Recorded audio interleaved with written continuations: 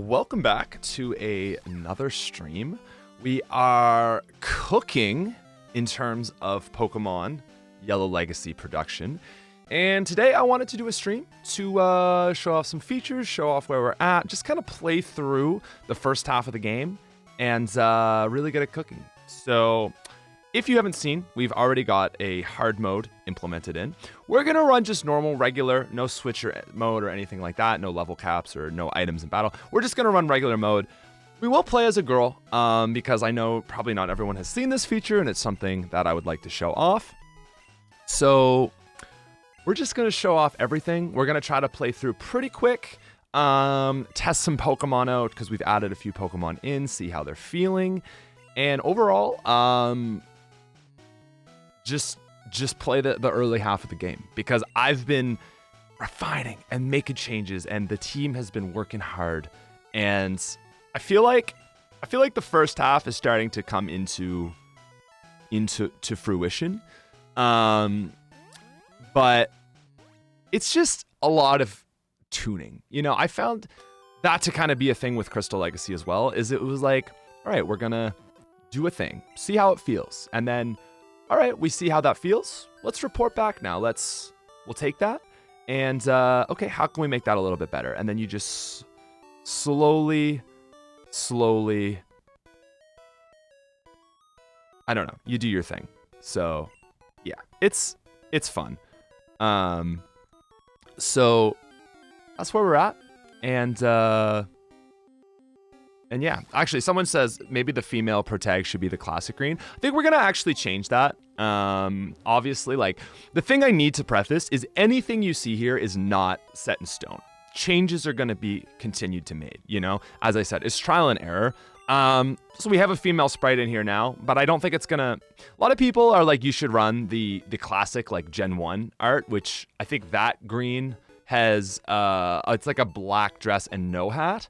I think we'll probably go with that art style, but we're working on getting that, I don't know, like, I guess commissioned or done or something.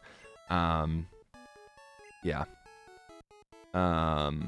If you want the classic green, the one in Kanto expansion pack. Oh, that would be cool. Also, yeah, what's up, Plague? Creator of the Kanto expansion pack, which is a new ROM that just came out, I don't know, what, like a month ago, I think? It's pretty new. It's a very comprehensive sort of Kanto thing. Like, it's a lot. It's crazy. Like, lots of old or new modern Pokemon being put in. It was a whole lot. So we might take you up on that because I think it would be in the spirit of Gen 1 to use the Gen 1, like what's inspired of the Gen 1 art for green, because this is, I think, inspired from the Gen 3 art is my understanding. Yeah. I have a question. Is it possible for Emerald Legacy to add Emerald Pokemon to the Emerald Dex?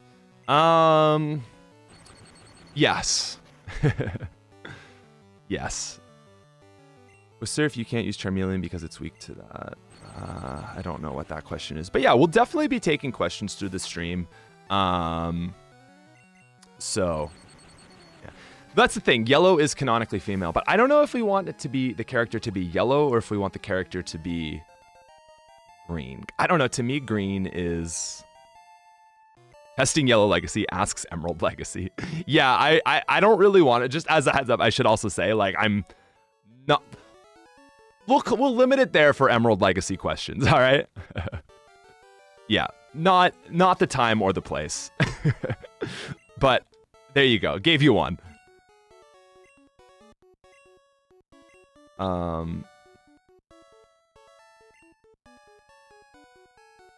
I get wanting Lieutenant Surge to be more of a challenge, but giving his Raichu Surf instead of Ice Punch makes it too hard.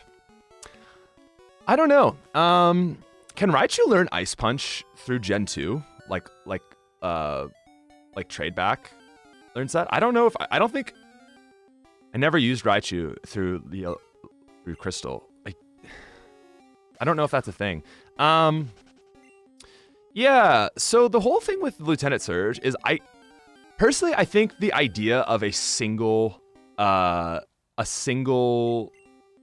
Pokemon trainer, like gym leader, is very unique. It's something that's really not in any Pokemon game where you're just fighting one really strong Pokemon instead of like a bunch of weaker ones. I personally think that's like just very novel. It's a very novel experience to the Pokemon series. And I kind of wanted to try to preserve that. So what I've done is I've kept Surge's Raichu at level 28, but I gave it Surf. So its learn set currently is Thunderbolt, Surf, because Pikachu can learn Surf, Surfing Pikachu. And some people are like, well, no, Pikachu's the one that Surf, but it's like, come on, any Pokemon that can learn a move, the later evolution has access to that move, even, you know. Anyway, Thunderbolt, Surf, Body Slam, and Thunder Wave, which is a really fun set to me because it means you can't just sweep Surge with a ground type. And also, giving Surge a traditional team of just electric types makes it so you can just sweep Surge with a ground type. And in my opinion, is really boring. I just think there is a bit of charm in that one team fight with Surge. So I kind of want to try to preserve that. And I had bug type cut on the Raichu. It felt a little bit too much. But as of now, Pikachu is not close to the trainer. Yeah, if you that's just the thing with the run mechanic. If you hop over the ledge and you're running, Pikachu gets behind you, which is kind of I think it's kind of funny. Anyway, I really like Surf Thunderbolt Raichu because basically it can take out. It has really good coverage, but it's not unbeatable. A grass type will resist both of those types. So it's far from impossible. So I kind of think it's I don't know. It's just it feels to me in a good spot now. Oh, Ian Number asks, are you gonna allow Pikachu to evolve? No. It's just not really in the spirit of Yellow Edition, you know, running Raichu. It's just not how the game was intended. Yeah, but with that said, we will make Raichu. I'm thinking probably just putting Raichu in Cerulean Cave, just so you can complete the Pokedex. But that way, it's post game. You have to go searching for Raichu, and you keep this Pikachu. I think to me that's the best approach to this. John asks, Tangela for Rival 3 fight. Actually, that's really funny. We've one of our playtesters. Actually, I think I was probably. Anyway, listen. The group was talking about making Blue have different teams, and I really like that idea. So the idea is that Blue brags about having 40 different Pokemon so far, and I think this idea is good. Is like Blue should have different teams throughout the game, basically, because the thing is Blue says he has 40 Pokemon, and he should be using Pokemon that are good for the following gym. And I think, and so a suggestion that Arrow said was, basically, wait, I don't get free Pokeballs in this game. I can get free Pokeballs, but I'm not going back for them. What Arrow was suggesting is for the Misty fight, he's coming from above Cerulean, give him a Bellsprout. Like he just caught a Bellsprout. And, that sort of thinking, I like that a lot, actually. Because, I think Blue, to me, Blue's, team is, the Arcanine, the Gyarados, Exeggutor, Alakazam. It's those Pokemon. Blue's yellow team is different and unique, but I don't think a lot of the Pokemon that are on his team are Blue's core Pokemon. And so I prefer, like, I feel like yellow-blue is like really switching it up and like experimenting with his team. Like he's got the Ninetales in this one and this and that, which I actually really like the Ninetales. But to me, it's like not quite the core, just set in stone team that it is in yellow. Should we run Nidoqueen for this? So random, but like I've never really run Nidoran before. I always go with the male one.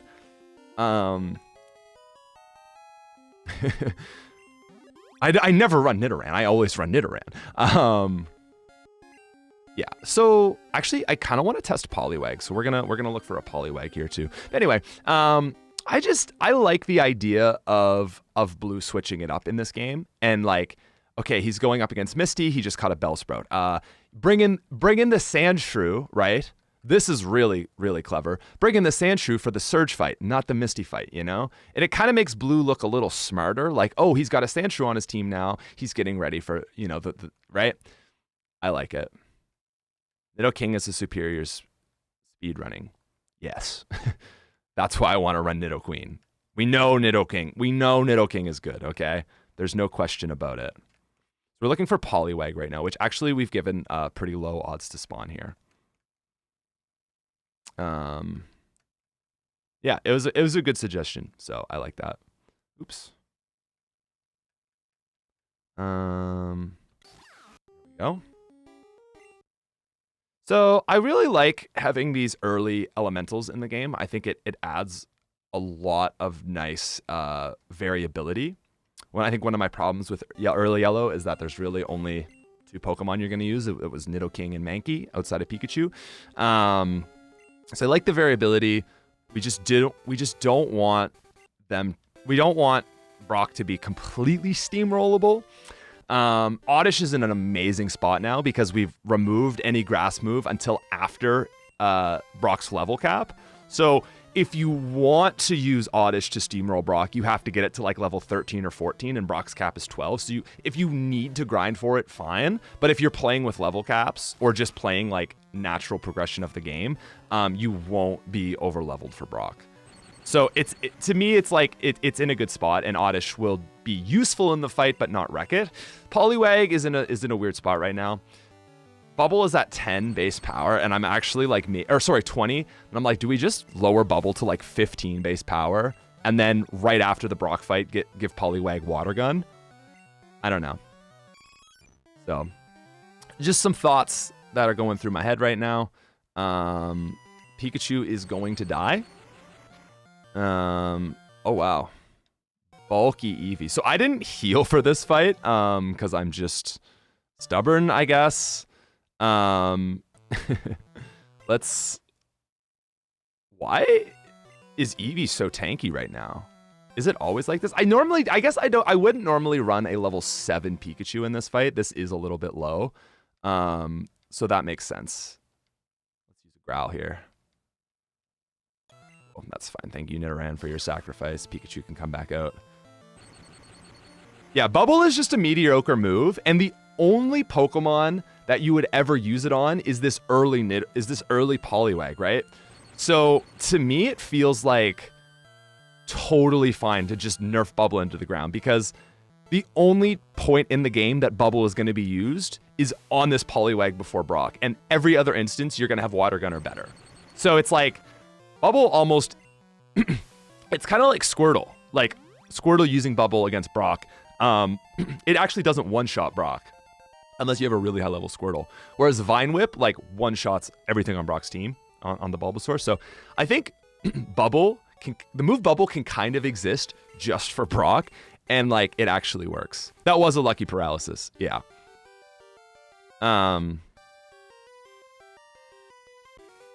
Yeah, and not everyone is going to catch a Poliwag anyway. But I just don't want it to be, like, a complete steamroll. I want there to be a modicum of thought that goes into the Brock fight, no matter what. Yeah, and someone asked, great question. Will Vine Whip have more than 10 PP? Yes. Probably, I think it's like at least 20. It might be 25, it might be 40, but it's a lot. It's whatever Ember and Water Gun are. Yeah.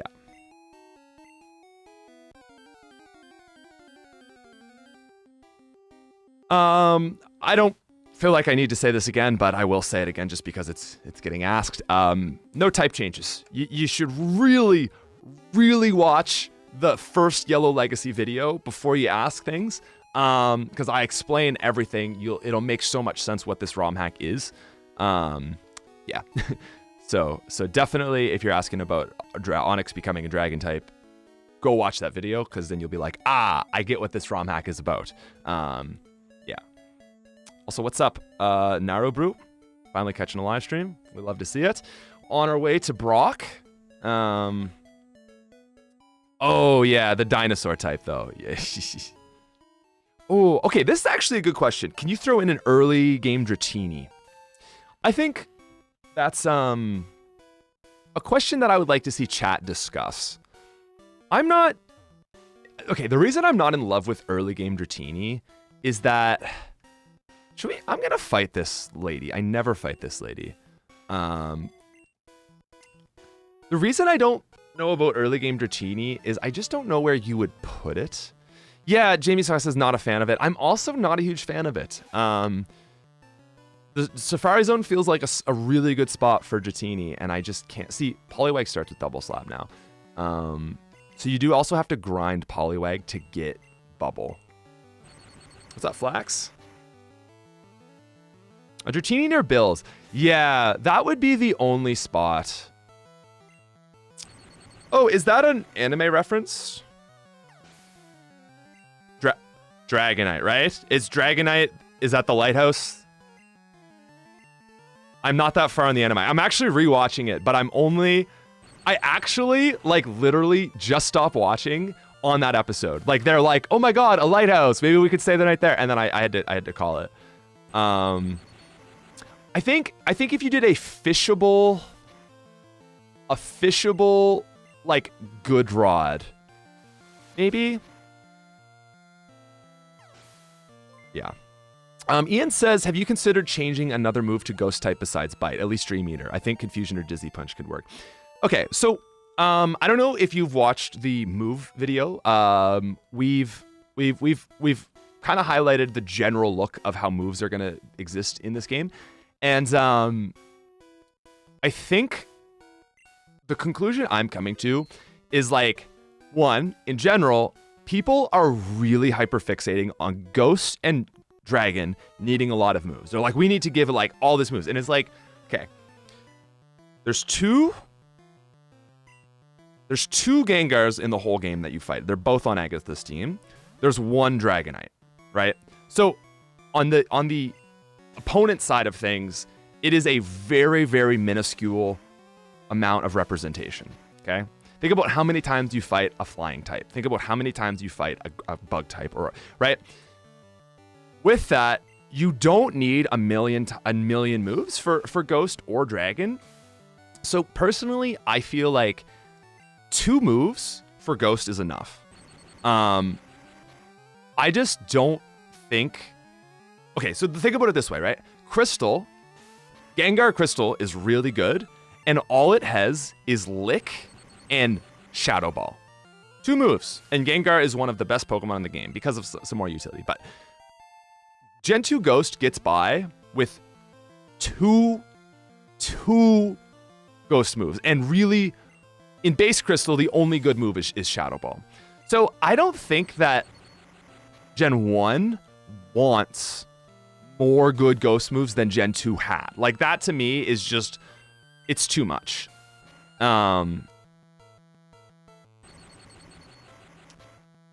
So I am really content with Nightshade just being Gen 1 Shadow Ball. That's already a buff. Not even with the special drop, but literally just that. And then I think from there, just like, I don't know, Dragon gets 1 move. Dragon needs 1 move. Oh, thank you, Ritish, says you're the best. Appreciate that. Now, I did miss a super chat from Cody. I think I want to give Poliwag some XP here, so I'm going to try to swap in and give it the kill. Have we fixed Pikachu's speed? If he goes off screen while you use running shoes, the RAM can get corrupted. Yeah, it should be fine unless you're trying to break it. I have like stress tested it, and unless you are like, I have the explicit goal to break Pikachu,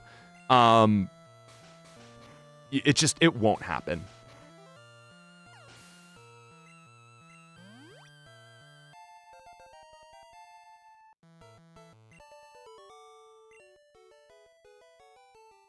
So yeah, thank you. That is a good consideration.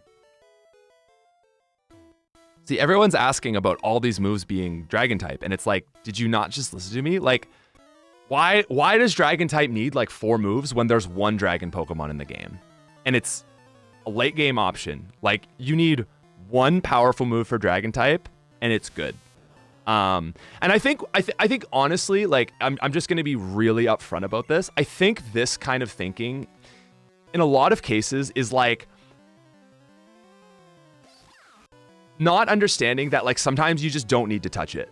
Like, I think it's like, oh, I want to contribute, and like I want to give this idea that's like, well, there's this move that doesn't really serve a purpose, and like I want every move to serve a purpose. And I think the thing with Gen 1 is like, I've been kind of diving a little bit more, like really trying to understand the philosophy of this game, because I am not like a Gen 1 like original player. Like, my first Pokemon game was Gen 2. So I need to come with the perspective that like, this isn't a game that I fully get, like from a design philosophy standpoint, which is like the most nerdy thing I've probably ever said. But I just feel like this is something that's really stuck with me, is think of Gen 1 Pokemon as not Pokemon, but a JRPG. And think of each type, like water type, as like, you know, like a water mage or like a this. And it's like, thinking about it like that gives me like such a better perspective on how this game is meant to feel, where it's like, you have an electric type, it's your electric mage. It exists to use electric moves. You have a fire type, it is a fire type. Like, it's sending out fire moves. And modern Pokemon, you really want to think of it as like, I gotta give all this coverage on my Pokemon. And like, that's not how Gen 1 was meant to be, because it was so like built on like the old school like JRPG sort of designs, like I guess like a Final Fantasy kind of. And customizability was something that was kind of just, you know? So I think like the idea of keeping like the water type is mostly using water moves, unless it's like a Starmie, and oh, okay, Starmie is like special because it's got the two. I don't know. I hope that does make sense. Because like I said, it's something like I don't fully understand, and I've just been trying to grapple with like really getting it. Because it's a game that's before my time, and the old JRPGs are before my time. Like, I've played Final Fantasy games, but it's not something that like I've dived into. Like, the most modern game the oldest Final Fantasy game I've really played is like 7, and that was after Gen 1 Pokemon came out. So yeah, I know it's a legacy, but you've also said it's Gen 1 legacy. Why not give us the same choice as Ash? I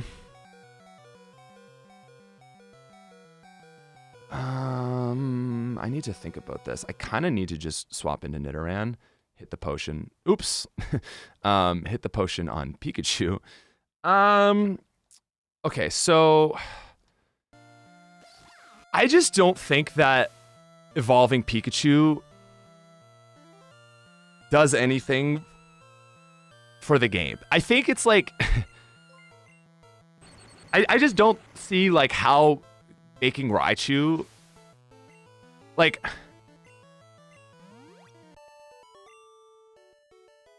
it's truly Pikachu edition. Yeah, I don't think Raichu makes the game better. I think it's just like, you want a stronger electric type, which I get. And so then the challenge is not like Raichu to me is like such a lazy change. It's like, no, make Pikachu work before you think about removing the entire, like, the mascot and like the whole identity of this game, you know? I don't know. I don't know. Got a few more coming in here though. So keep up the great work. Idea for Raichu after the 4 trade with Dad on the guy says he would trade for your Pika, but it likes you. The fable for Raichu. I don't know, because Raichu is available in Cerulean Cave. I'm pretty sure in. Is it red and blue that Raichu's in? It's not green. I don't really know those old games, but I know Raichu is in Cerulean Cave in one of the games, but not in yellow. It just kind of feels like an easy, like, oh, well, it used to be this way, so like just throw it back in. I'm not opposed to the trade, but I just don't know why the trade is any better. Also, it's kind of hard to program some of these things, and sometimes it's like a lot of it is like you're limited by the code, and it's like, man, maybe just keep it simple, you know? So it's one of those things that you're very limited on anyway. Cheaper Game Corner would be nice. I know. Yeah, it's something that's really worth thinking about. I love that there's a potion right there. It's like really kind. It's like, did that guy just drop a potion? All right. Oh, okay. First significant trader changes. All those trainers we looked at have been buffed a little bit, but this guy's got a level 8 pincer now. So this is a reference to the anime. Raj Kevis. For the record, I mainly follow for the design philosophy talks as a writer and a TTRPG. I don't know what TTRPG is. You're not trolling me. Anyway, for a living, I really love watching your process. Thanks. I like the thought process behind it. I think it's fun to think about like what they were going for and try to look at what they were going for and be like, okay, let's take that and do more of that. You know what I mean? That was how we did. Oh, that was how we did Crystal. Is like, okay, well, this type is this good, so you know, we can make the other types this good, and you know, damn, look at that crit.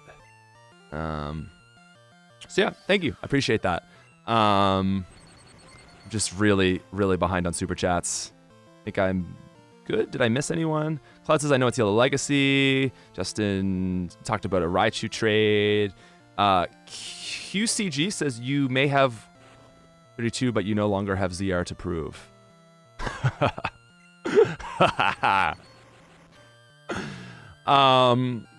Listen, QCG, you get it. You know what you're talking about, and I know what you're talking about. Not everyone here is gonna know what we're talking about. But if you know what I'm talking about, then we're cool. We're cool like that. So yeah, thanks, man. We've got John Roberts. Why not use happiness for scaling Pikachu stands? Because it's be really complicated to code. Like, I think that's one thing I really find on this is like, Gen 1 is so busted. Like we're already running into memory caps and stuff. So a lot of this is like, what can we even do? Like rematches, I'm like, oh, we just might not be able to make rematches happen because we don't have enough memory for like additional learn sets. Which is like, it might just be what it is, you know what I mean? Which is fine because again, we're just trying to make it better yellow, you know? And yellow didn't have rematches. So it's like, you know?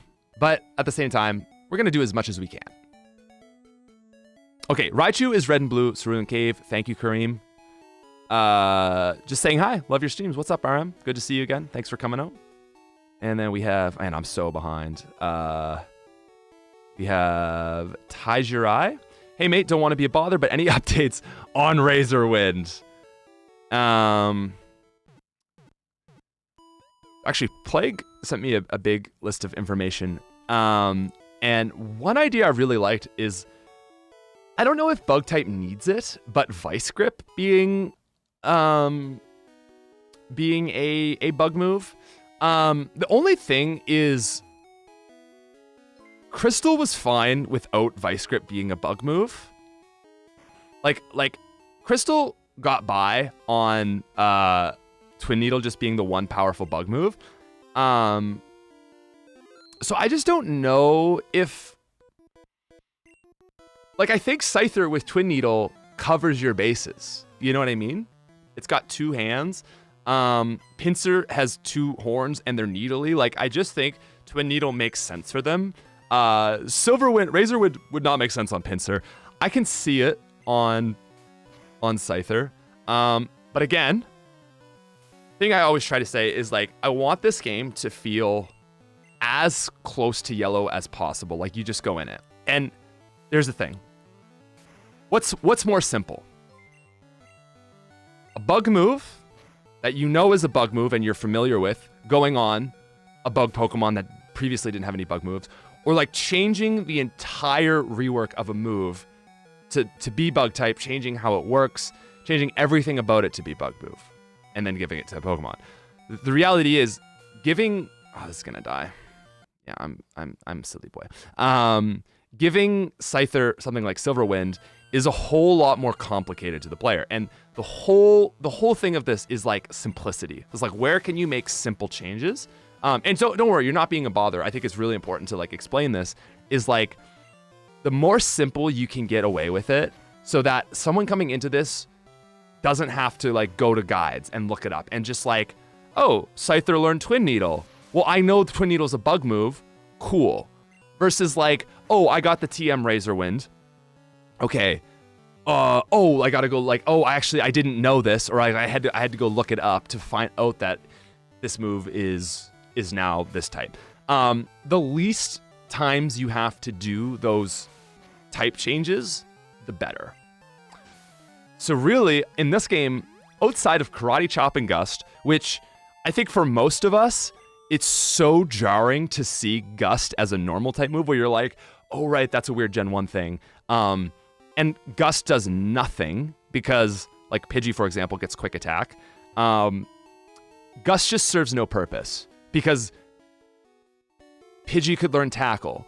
And in my opinion, Gust being normal type feels like just wrong. Not even because it's a thing in later generations, but like, how is that a normal type move? You know what I mean? Same with like Karate Chop. Like that just has fighting essence written all over it. So I think in those cases, it's just very obvious. Even just within the confines of Gen 1, not looking and thinking about your experiences with future Pokemon games.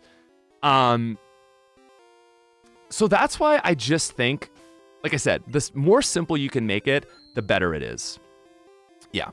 But I don't have an answer for Razorwind. And I'm genuinely feeling like we don't need one. So yeah, that's just kind of where I'm at right now.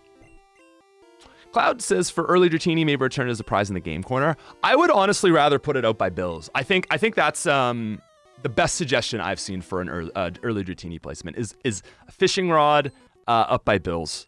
I think that is probably something that you still have to backtrack for, but if you know it's there and you really want it, it's not like a super big backtrack. Like maybe even just with the old rod. Okay, so I said, we know Poliwag is really good for this fight. I just haven't really used it in a sec, so I want to see what it does against this Onix. I think it's going to one-shot. Which I don't hate. Like, there's nothing wrong about having a good answer to a gym leader, you know? Every gym leader wants a good answer. And it's not a one-shot. So, I'm going to just save state here, because I want Onix to use... Oh, one sec. Let's just use Mist. And just hope it uses... Okay, it's going to go for Constrict. So... Not a kill. But my speed falls, and then it outspeeds me. And if Brock didn't have Bide, which there's just nothing we can do about it.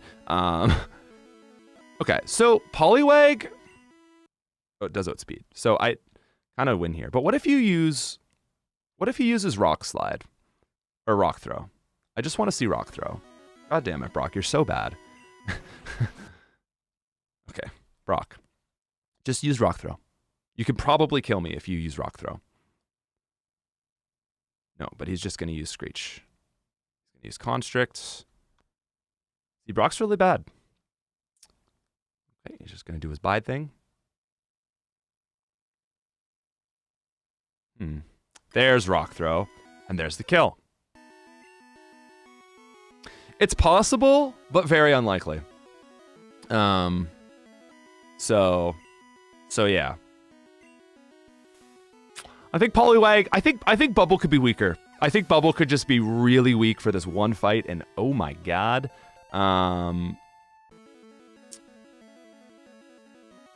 Daniel Doer, I'm gonna come back to that other super chat, but listen, the man has just dropped a 50 bomb. Dude, oh my god. First of all, thank you so much. That is insanely kind of you. Let's get some hearts in the chat for just before I even read it, just as a massive thank you. That's incredibly kind. Daniel Doer says, could we spend a few minutes to talk about areas where you have been thinking about giving more trainers AI modification? That's a great question. And I'm not just saying that because of the 50 bomb, but I feel that you have intent behind this because of the 50 bomb. But it's also a good question. So like it's compounded. Is it out of your vision to modify the pre-existing AI modifications to create better ones? Dude, that's an insightful question. So yeah. Because that's a question that gets me thinking. That's like a question I haven't even really asked myself. Changing AI. Okay, so the first thing I need to preface with this is we have made it so that classic example in Gen 1 is Lance's Dragonite knows agility. You pull out your Venusaur. It's the scariest Pokemon in the game, right? Lance's Dragonite is the scariest Pokemon in the game, outside of maybe Alakazam. But it's the one time you see it. It's a big deal. Theoretically, your first playthrough, you think it's the champion fight, and then it's just using agility, and you're like, well, goddamn, this thing is so stupid. So what we've done is all those moves, agility and barrier and like rest, that are psychic type, or there's a few that maybe aren't psychic type but are something else. We've just made them normal type, and so when the smart AI that is like, oh, this is super effective, the smart AI will, sorry, I'm kind of blanking. The smart AI will not go, this is a psychic type move, super effective against poisons. It will just read it as a normal type, which is not super effective against anything. And so then there might be an odd way to manipulate it where if you bring out a rock type, you'll never see agility because the AI is like, it's not super effective. I'm not sure. We haven't done enough testing on how that interacts, but it's a much better system. So it basically makes smart AI less abusable. If no status moves have that sort of thing going on for them. Hopefully that explains the situation well. Now, is it out of the question to give trainers that don't have that smart AI? I think personally it's good. And the reason I'll say this is I think one thing that people just inaccurately remember about this game is the trainers having any semblance of a strategy. When you're going up like against Misty Starmie, like you're bringing in knowledge that Starmie is a really good Pokemon, and then just to see it use like Harden followed by an X Defend followed by like Swift on your it's just like a Pokemon that like a Confusion or a Bubble Beam would do more on. It doesn't feel like an earned win. And so to me, I think like, I don't know, is Misty using 3x accuracies in a row, removing that, does that like take away what you love about this game? To me, it doesn't, because I just find those fights become like unearned. I'm not the first to say that, but I really agree with that. Like, I just think it's like, oh, well, that was gonna be a hard fight, but I got lucky on the AI and it used bad moves and I won. It's just very anticlimactic. So I think personally, like, I would like to give a lot of the significant trainers smart AI. I don't think I would give Brock smart AI, simply for the fact that Brock is kind of notoriously like not that hard. I just don't want there to be like an answer that demolishes him. But yeah, I hope that gives you a pretty good answer. I think generally, I think I have enough potions to just go for the heal here. Generally, what am I trying to say? I think of like most of the good trainers, basically gym leaders, rival, later rival, I should say, and like Giovanni. I think those people should have it. Early rivals should not have smart AI, because I think it's a good storytelling device. By the way, we gave Nidoran a headbutt because male Nidoran gets horn attack. So this is oh my god, that Butterfree just eviscerated me. That's new, by the way. This is the guy who says, he's like, hey, I recognize you from Viridian City. And then he has like a level 10 like Caterpie. So we evolved him to Butterfree, and I think that's awesome. So anyway, Daniel, last time, I just want to say thank you. That is a really good question. I haven't really been thinking much about smart AI, giving it to trainers, but I definitely want to. So hopefully that gives you a solid answer. Rolling back finally. Sorry. I'm so behind. Any chance of a fire red legacy down fire red leaf green legacy? So Emerald is the next plan, and then part of me would like to do something really big and cool with fire red leaf green, which is so down the road. I don't know, man. I think I want to do something with that game. Sorry, 1 second. But what is like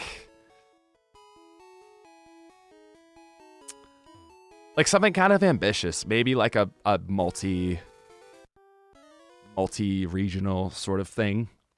I don't know.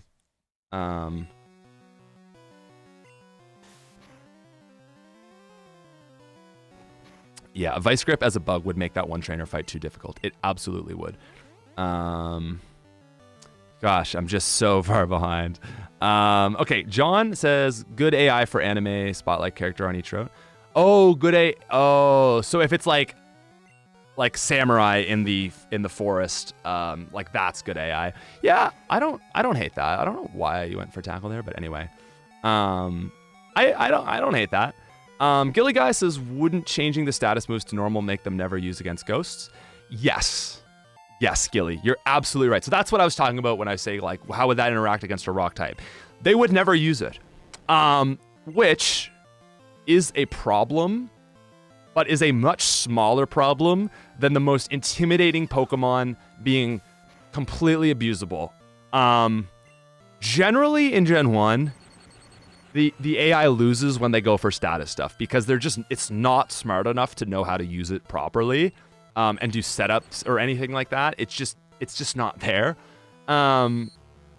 So generally, like, to me, it is like going from like a 95% problem to like a 10% problem. It's not a perfect fix, but if you don't want to rework the entire AI system, which I'm kind of not really a fan of, we didn't touch the Crystal AI and just gave it good teams, and you actually saw what it could do. Like the AI trainer, like the Crystal AI swaps a ton.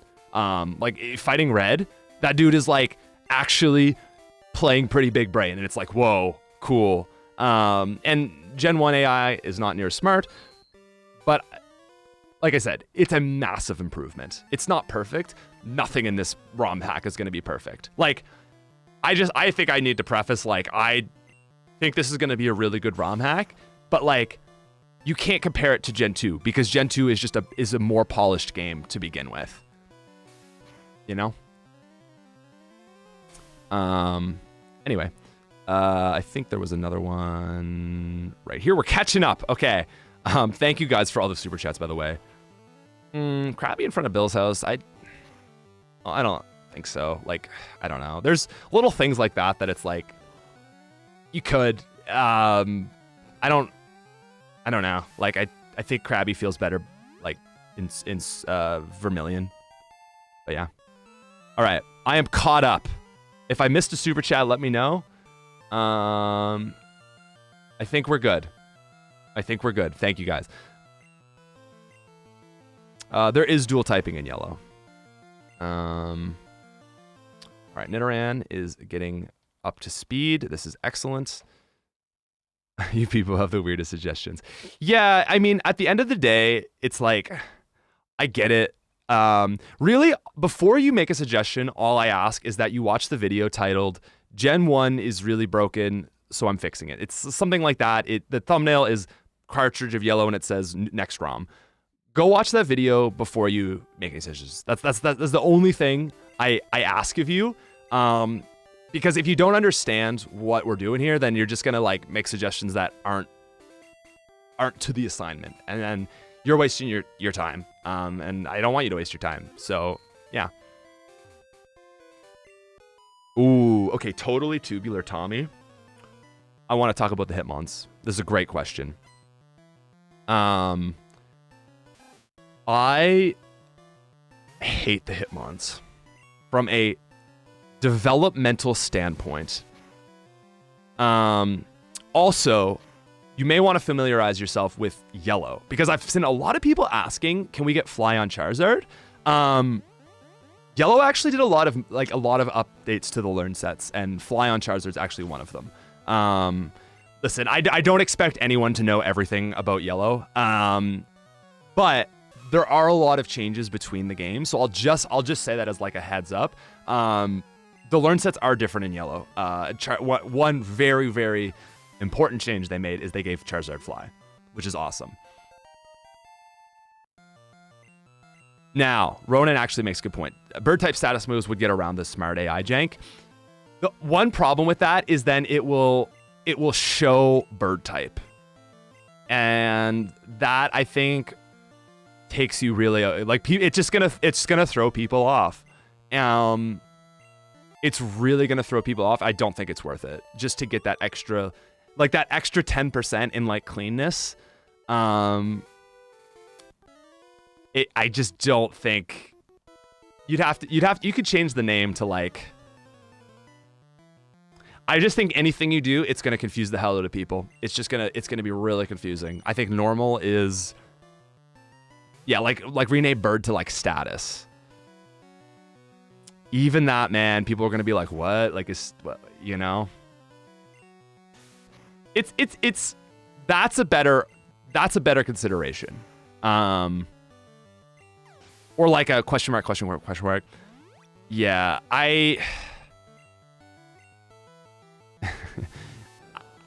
more open, but I think the thing is like,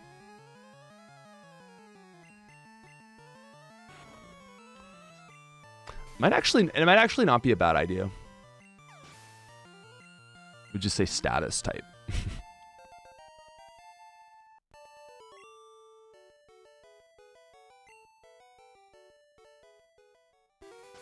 Anyway, so someone says just change bird to normal. Well, you already have normal type, so it would break the game.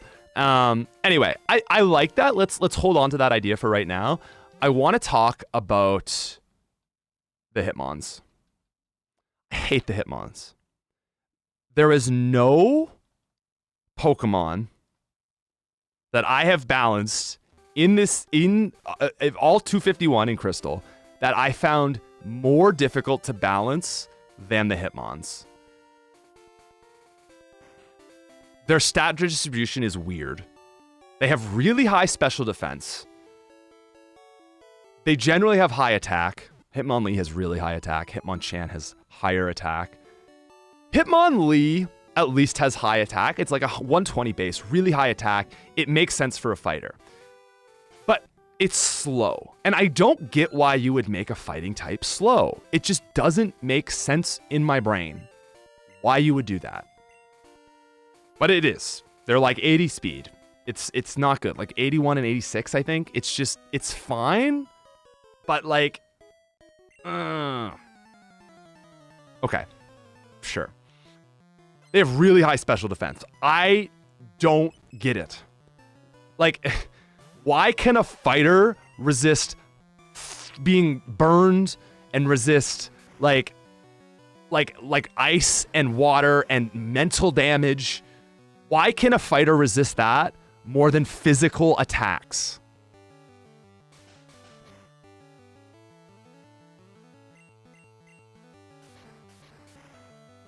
It doesn't make sense.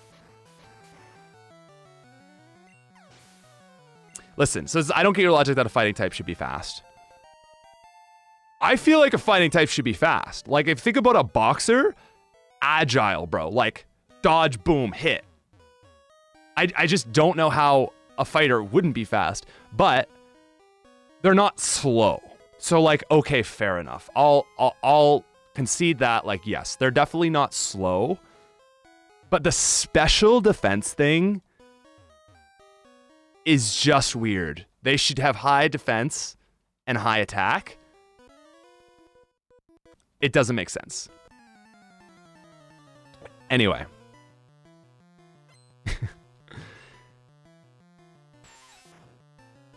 All that said, there's an even bigger problem. There's an even bigger problem. Because I'm talking about Gen 2. Gen 1 Hitmonchan has 35 special. So what I just said does not apply to Gen 1 Hitmonchan. Gen 2 Hitmonchan has really high special defense, really low special attack. Before the special was split, it was just low special attack, basically, was the reason behind that. And then they had to balance it. But basically, Hitmonchan is a special attacking Pokemon. It's got all the 3 elemental punches. It's the only Pokemon in this game with all 3 elemental punches. Damn, Beedrill, let's go. Fire me up, bro. You're strong. It's the only Pokemon that I can think of that actually gets fire, electric, and ice moves, I'm pretty sure. There's Pokemon that get 2 of those, but I don't know if there's all 3 in this game. And then they give it 35 special. What the shit? Why? That is so dumb.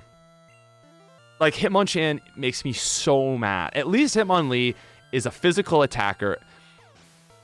I get it. Like, Hitmonchan should not have high special. It doesn't make sense. But what I've done for this game, and I like, almost out of frustration, is I have just given Hitmonchan really good special. It's gonna keep high attack, but it's gotten a boost, man. It's gotten a serious boost. Because without it, it's pointless. And I think being the only Pokemon to learn all 3 punches in the game, I think that's really cool in Gen 1. I think that's really neat. So, yeah, gave Hitmonchan high special. It's going to be able to use all 3 punches, really cool. And also have, like, good fighting coverage. And I think Hitmonchan, I'm really excited to use it. I really just, like, the reason I didn't do this in Crystal Legacy is, like, it just felt like too much of a change. But it was like, this thing is so bad. If we don't do this, it will never be used ever. Because Hitmonlee is just so much better. So that's what we've done. And it feels fine to me. I just couldn't resist using Double Kick on this Magnemite, even though it's Gen 1. Now, Kevin asks, is Blue's final team going to look similar to his team in Crystal Legacy? So I actually think it's fine if Blue uses like his yellow team. Because the idea is that Blue catches all kinds of Pokemon. And so what I think we're doing is, like, we're integrating a lot of those other Blue Pokemon into his team, because he's like, yeah, I'm catching, like, all the Pokemon. So to me, it kind of makes sense that Blue would, like, I don't know, like, I think like, Blue doesn't have to have his most iconic team in yellow for it to still be Blue. I think you can get away with both. And to me, that I like that, as give, like, Blue's got flexibility is basically what I'm saying. So yeah, we were also talking about in the Kanto expansion for Crystal Legacy, which is going to be really far. Like, it's probably not going to happen this year. Like, maybe giving him one more fight before you go to fight Red. So, like, Route 22, you know, right there. You fight him right before you go to the Elite Four. You fight him at the start of the game. Like, we already did that fight. Doing that and having it be his yellow team, I think that would be really cool. So like you have Blue's like strongest team, which is his like red and blue / crystal team. But then in that one fight, he uses his yellow team. I think it's cool. So yeah. It might help link the two games. But yeah, I think it would be nice to find a way to kind of link them. Champion Blue with Eradicate is just a bad team. I just don't think that it's really beastly. Lickitungu's got some buffs though. Yep.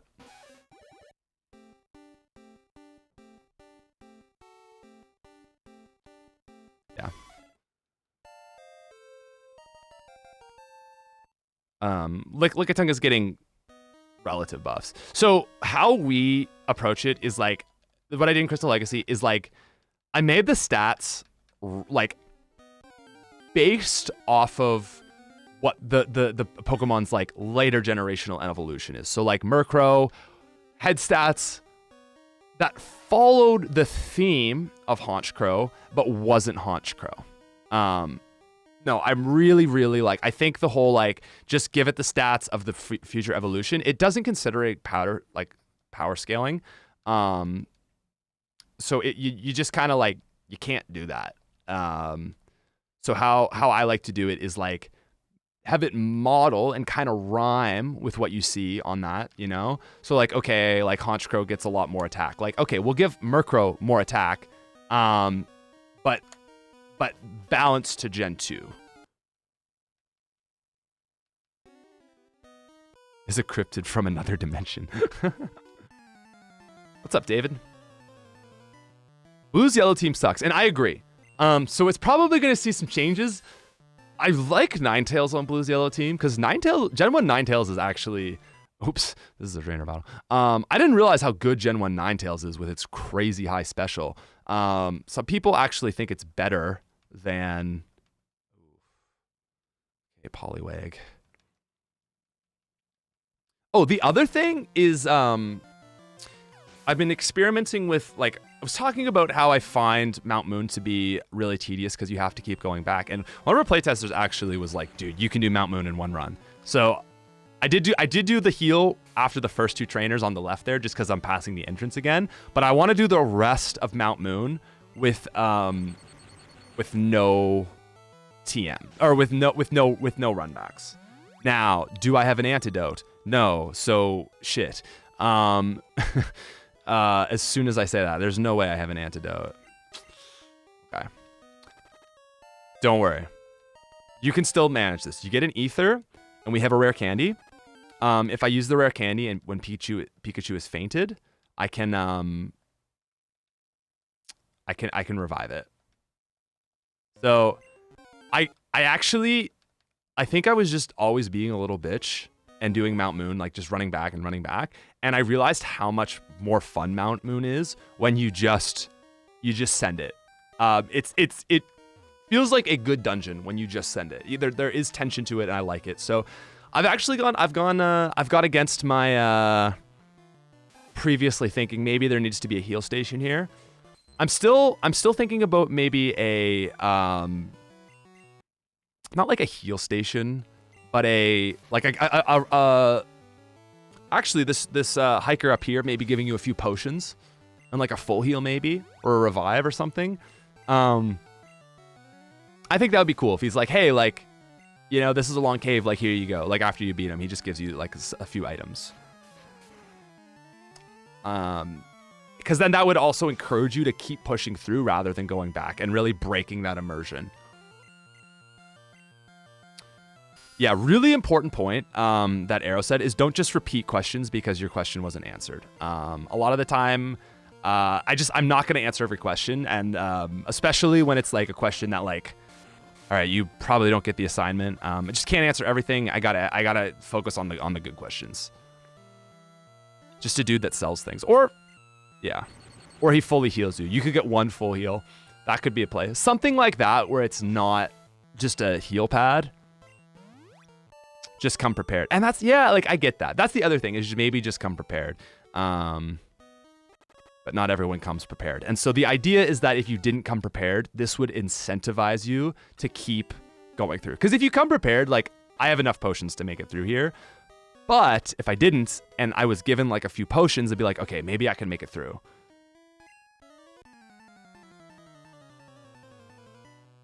Purple Rattata looks sick.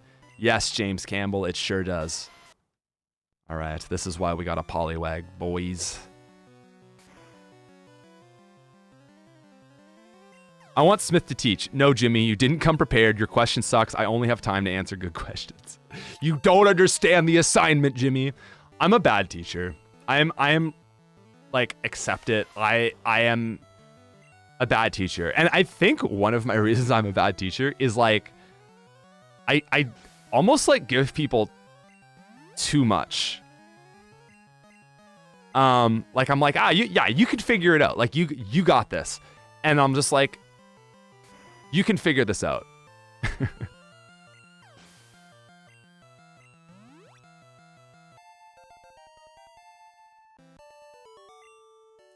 Yeah, I'm just like, I'm overconfident in someone's abilities. I'm like, no, you got this. I don't need to help you. You got this.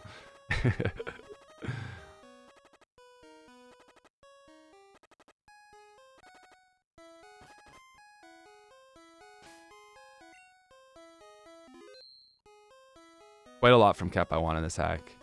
Yeah, we're gonna have to take a closer look at some of the quality of life stuff. At least you're funny while being mean. Try not to be mean, genuinely, but I think it's okay to be not a pushover. How about that? Get yourself an Nidoqueen. So, something we did is we made it so that at level 22, I think, they actually learn a move that the Nidos don't learn. And the reason I did that was to kind of like incentivize, basically just incentivize like not going for the Nidoqueen if you don't want to. Like, you can just go Nidoqueen and it's probably better. But if you don't, there's this one move that's like kind of decent you're gonna miss out on. I think it's Pin Missile. I think Pin Missile is what we gave them. Yeah. I was joking. You're good. No, it's all good. I like having fun. Oh my god, the game saves super fast. Yes. Isn't it nice? It feels great. Have you tried using Nidoking ASAP? Yeah, I mean, but it's just a broken aspect of all of Gen 1. It's not something that like we've done to, it's just how Gen 1 is. But by making Trainer stronger and making Brock stronger and making Misty stronger, we've actually made Nidoking less good. Because Nidoking's never been good against Misty. But now, even if you hold on to Nidorina, like, it's got confusion. So. Ooh. Damn, Hotwax with a good suggestion. Why not have Nidorina, the Nidos, Nidorina and Nino, Reno, the middle evolutions of those two lines, learn Dig naturally and incentivize not evolving them as a counter for Surge. So then you hold on to your Dig TM. That actually makes a lot more sense. Because if you think about like the earlier stages of the Nido line, they feel like they could dig, but I feel like the later Nidos don't give me the vibe that they would learn Dig naturally. By TM, sure, because they're ground type, but I actually really like that idea, and it feels more natural than Pin Missile, and it is better for Surge. So the idea is that you can just evolve them, and oh, but the Nidos don't learn Dig. They don't even learn it through level up. Pin Missile fits thematically too. So that's a good point. Maybe Pin Missile and Dig. And you get Dig if you really hold on long. And that's just like a fun little way to incentivize you to not go for the Power Spike option. But the Power Spike option is there if you're like, I just want a really strong Nido early. I like it because it doesn't take away from like, I just want to get that early Nidoking because I think it's sick. Like I love that. And I totally get that that's fun. But I think giving the players another option makes it more interesting. Pin Missile feels natural. Okay, I was actually concerned people were going to say Pin Missile felt weird on it, but seeing people generally seem to like it. Yeah, so Dig is sitting at 70 right now. It was 70 in Crystal Legacy.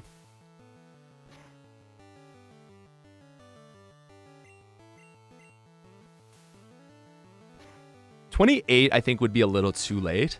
I actually think I'd want to do 24. And the reason is the level cap for Surge is going to be 24. Even though he has a level 28, the idea is that you have to use like all of your team to take out this one really strong Pokemon. I'm going to go for a double slap here.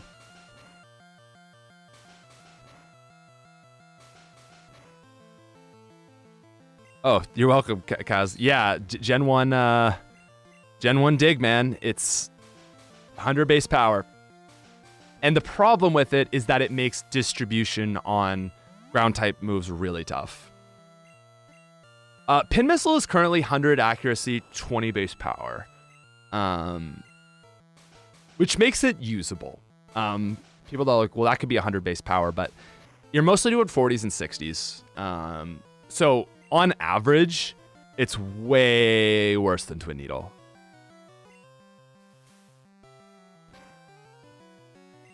No, so this game won't have a built-in level cap, but hard mode enables a level cap. So every other trainer, it will just be the exact level cap of the leader's ace. But for Surge, I want to do okay, so Poliwag should have Water Gun at like 13 or 14. I actually got to start writing some notes down because I'm getting some good suggestions.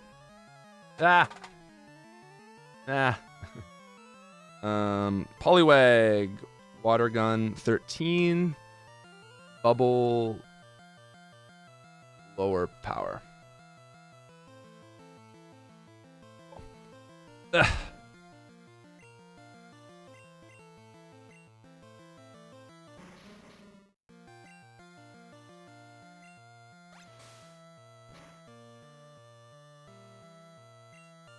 Ooh, big crit. Let's go. Poliwag's actually doing all right here.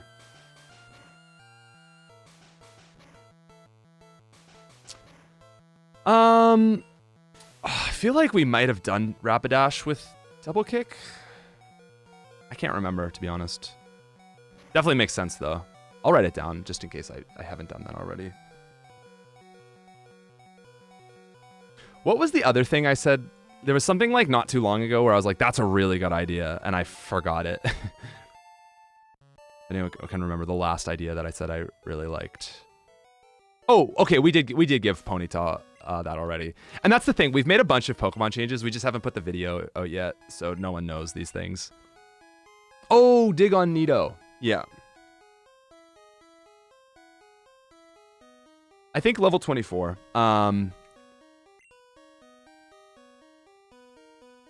And so it's like, do you want to save your Dig TM?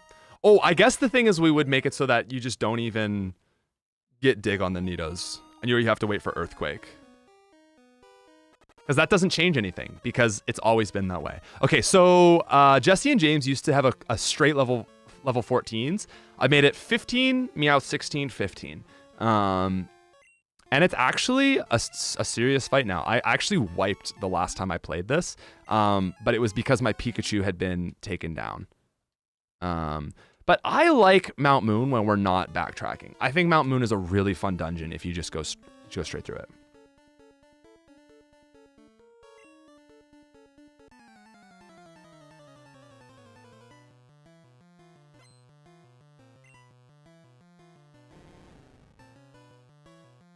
Do you prefer Kabutops or Almastar? Kabutops, actually. Kabutops is better. It always was, and it is in this as well. Just because Swords Dance.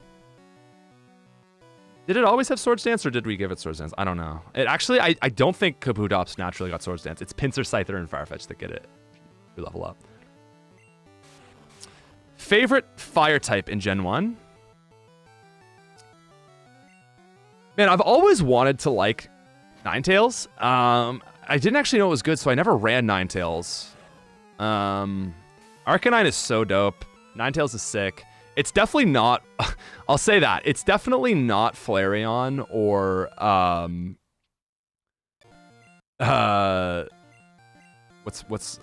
not Flareon or Rapidash. I'll say that.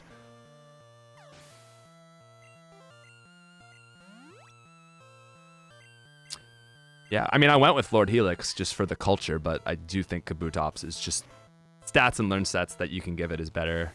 It's like Mega Drain and stuff. Oh, people like Magmar. I think Magmar's... See, here's the thing. This Meowth with Fury Swipes, strong, dude. Now, that was a 12% chance to happen. But goddamn, look how much that hurts. Like... This is a hard fight now. I think Jesse and James are going to send people back. Fury Swipes might be too much for this point in the game. If this 5 hits, I'm dead. No. But look at that crit. Look at that crit. Everyone becomes a crit if it crits. Like the Meowth, kind of a menace.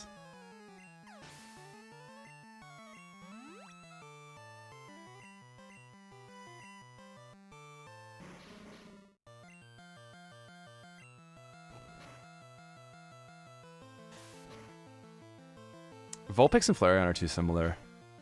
Yeah.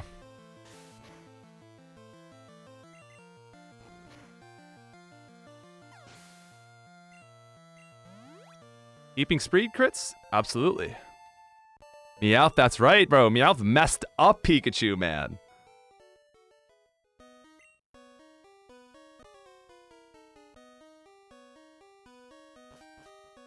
Oh wow, that was weird. The way it fainted was right on the thing.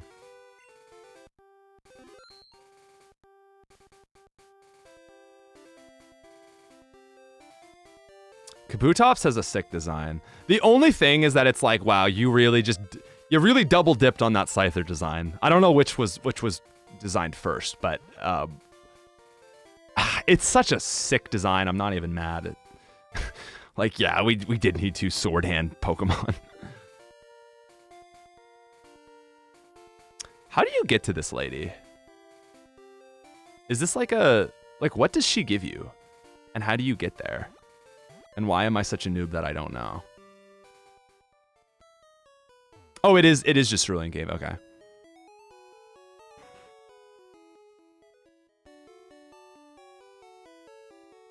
She's just a trainer.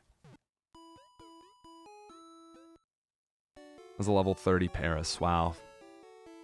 Sick.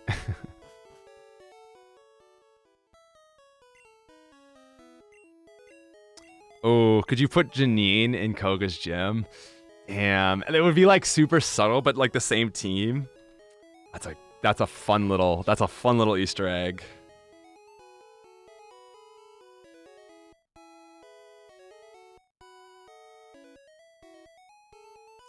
So what that would look like is just a particularly hard junior trainer that has the same Pokemon as Janine has in Crystal Legacy. That's what we do. That's a fun idea. That's a really fun idea. So it wouldn't be like trainer Janine wants to fight. It would be just like a female, like, I don't know what class you would give her. If anyone wants to think about the best class for Janine, like maybe just like a lass or a beauty or something. I know it's not like perfect, but not saying that Janine's not probably beautiful. I don't know. But listen, I'm just saying like some generic female class. I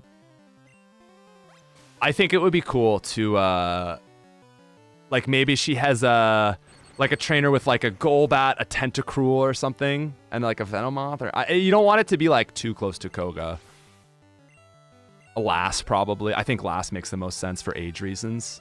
Yeah, that probably makes sense. The classes in this game are so, or junior. I don't know about junior female trainer. That almost feels like a little.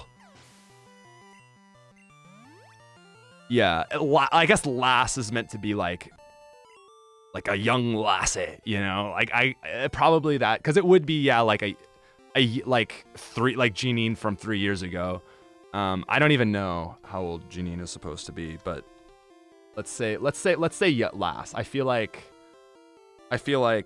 that's probably the right class for her. It's also super generic, so Let her have Koga's original yellow team. three Venonats and a Venomoth. Actually, I think I could take this fight. What am I doing? Pikachu's fine.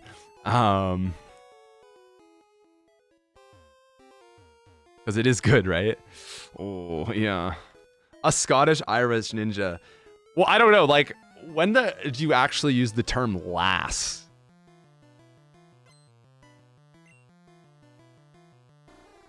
Oh yeah, so this girl has a seal now. As just a nod to the anime, she had a Goldeen.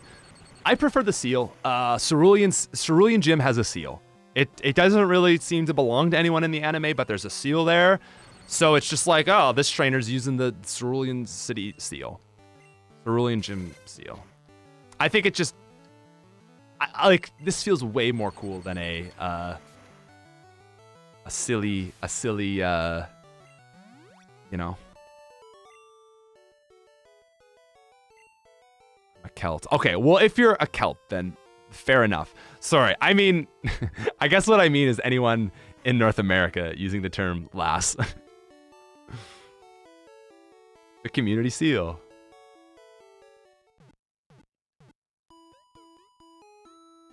All right, we're gonna go fight Blue right now, I think.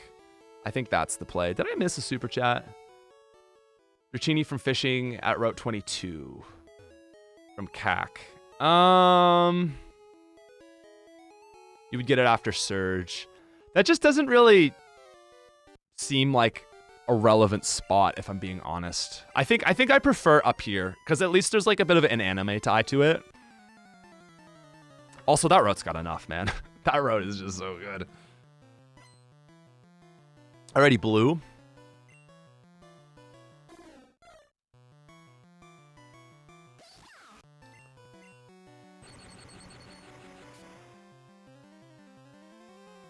Chief class? What is the chief class?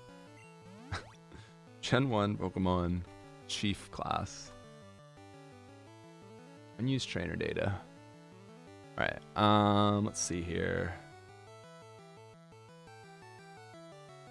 Okay, Chief is a dude, but here,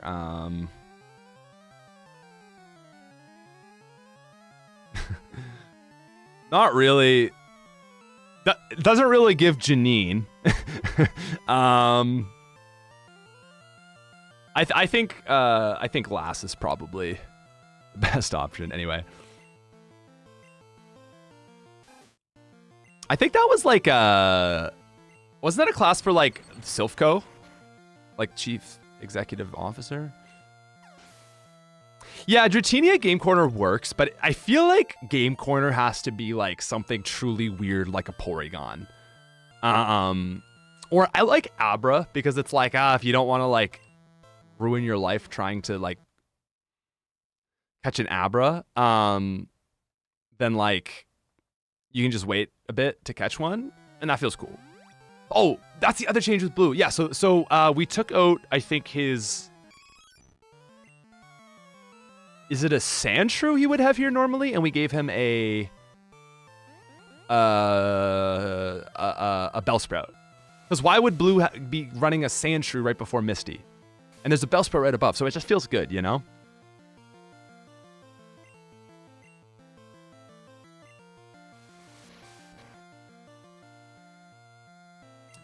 Yeah, Razorwind, I don't know, like, guys, I think about Aerodactyl, like Razorwind, and that makes sense, but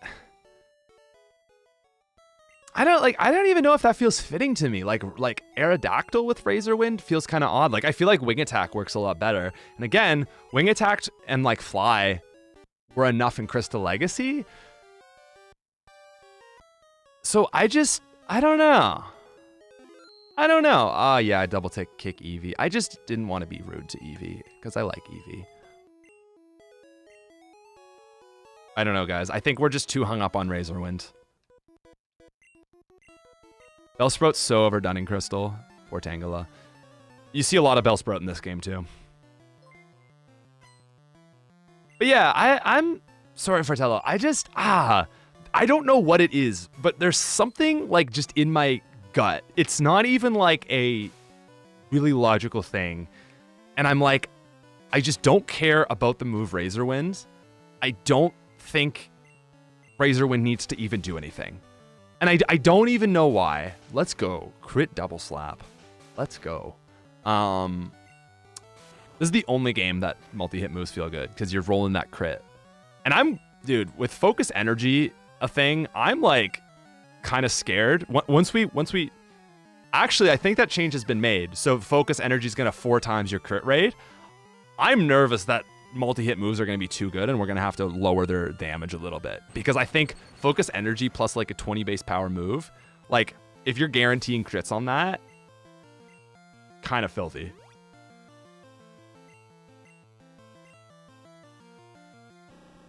Make Razor Wind splash too. I guess the reason everyone wants to do something with Razor Wind is because it's just so bad. It is like the worst move ever conceived in Pokemon. Yeah, maybe have focus energy ×2. I think that might be the way we have to do it, because if you just use one focus energy and then another one, you're basically in auto crit range.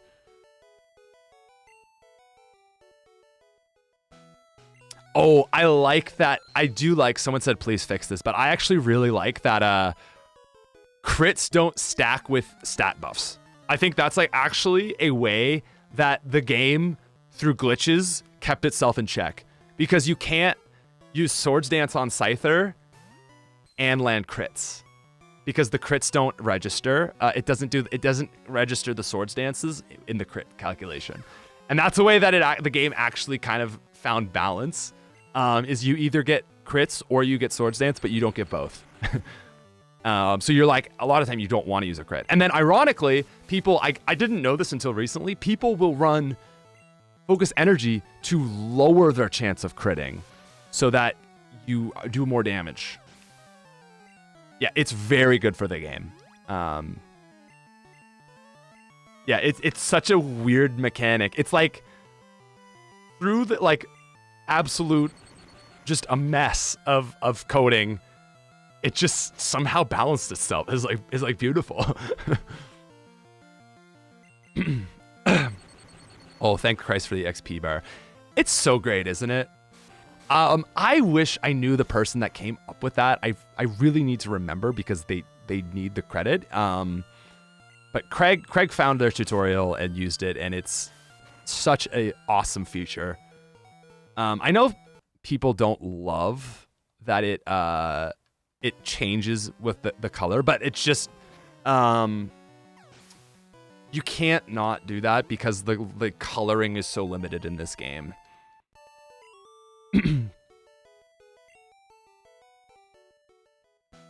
Ooh, okay. Casey with a really good point. Status type is no more weird than normal Thunder Wave. I think you can. Do I have Thunder Wave as a normal move? Because I think you could probably do something with that. But yeah, bird type being called status. It's you definitely can't just make it bird type. Like that would be really immersion breaking. But status is something I do want to think about. You can't Thunder Wave ground types. Yeah, you shouldn't be able to. Did I make Thunder Wave? I feel like I didn't though. I feel like let's see, did I do that? Yeah, no, Thunder Wave is still electric. For that exact reason. I was like, well, Thunder Wave can't because yeah, we're chilling. Thunder Wave is cool.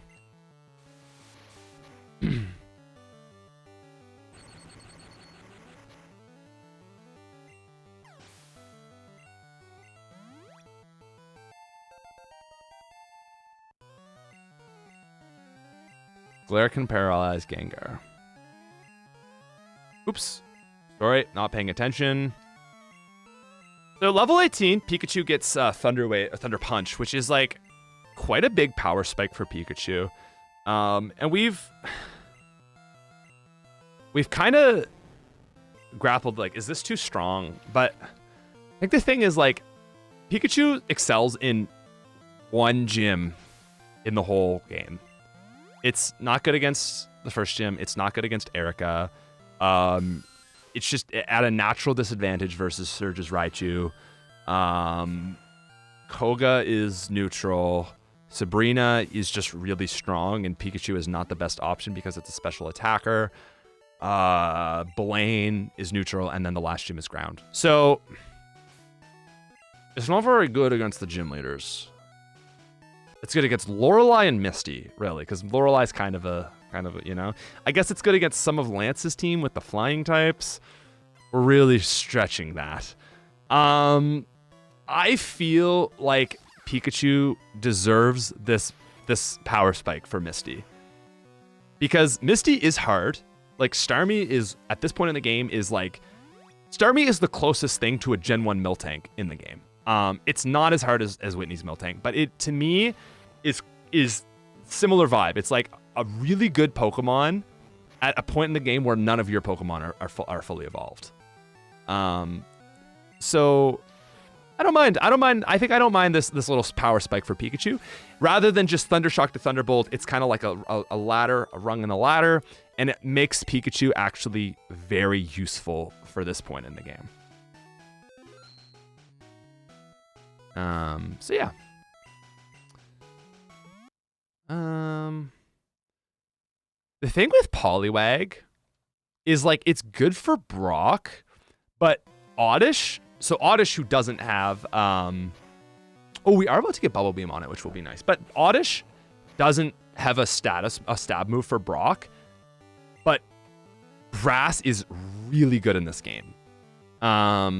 So it's kind of like balanced. Like you can pick up Oddish and it'll be really useful in the first gym, but then it's like only, or sorry, Poliwag will be really good in the first gym, but then it's like not so good. Oddish is not as good in the first gym. It doesn't have a stab move unless you go over level cap. But then it just starts picking up, man. Oddish is like the best Pokemon I've used in this so far. It's deceptively useful in like every fight. And we've even removed Sleep Powder. We're making Sleep Powder like a level 40 learn because it's just too good. But like Absorb is shockingly helpful. It just never dies. It's always landing good moves.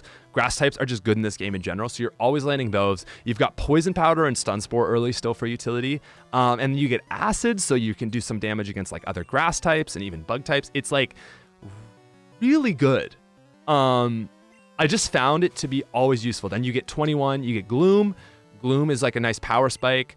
Mega Drain is going to be a little later in this game because it's basically replacing Giga Drain. It's going to be a 65 base power move, so not quite as good as Crystal Giga Drain, but slightly better than Crystal Legacy Giga Drain was 75. Yellow Legacy Mega Drain will be 60. Sorry, Giga Drain Crystal Legacy 75. Mega Drain in Crystal Legacy was 60. In Yellow Legacy, it's going to be 65 since Giga Drain doesn't exist. Vileplume will learn Sleep Powder, but it's going to, like I said, it's going to be in the 40s. So it's going to be late because Sleep is broken. Like I was running it when it still got it at like level 18. And honestly, it's like not fun. It's that good. Like just knowing there is no tension to this fight because I can just select the sleep option. And unless it's a Pokemon that can like one-shot Oddish, you're gonna get Sleep Powder off in 2 turns unless you get really unlucky. And then once it's asleep, you basically just beat it. Like it just felt like turn this Pokemon off option. There's no risk in Gen 1 Sleep. So I don't want to do too much to nerf it because it is how Gen 1 Sleep works. But I'm actually going to go back and revive. Oh, here's what I'll do. The rare candy thing. Boom, look at that. It is now revived. Oh, but there's no... Okay, well, Poliwag's pretty fast. I think a Water Gun's going to kill anything that is Rock Ground. Bellsprout early Wrap. Yeah, Wrap is being pushed back. Wrap and Sleep Powder are becoming late game moves. Okay, so Machop, no. Anyway, Hi, everyone. I feel like I've just been spouting information for the last hour. What's up? How's it going? You're like, well, what's new? How are you guys doing on this day? Let's stop being a robot for a second and be a human.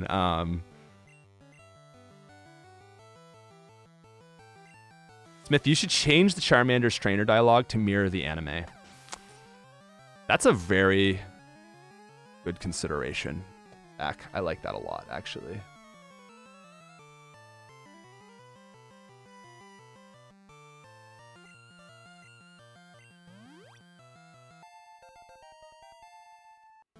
You want okay, Giovanni and Celadon. Pretty good. Working on a house. Whoa. Okay, we're just gonna go for it. There it is. Why did I go to that Pokemon? That's not the one we want. Actually, Geodudes are pretty lethal without Poliwag, so I am gonna have to go back. I didn't have any potions. It's my fault. And then I just played it bad. But listen, we can't be perfect. I think we'll just finish Bills and then we'll go face Misty. I think Pokemon could be disobedient in Gen 1. I actually don't know. Like trade Pokemon. Currently no plans to repurpose Pikachu's friendship mechanic. It would be cool. It'd be complicated.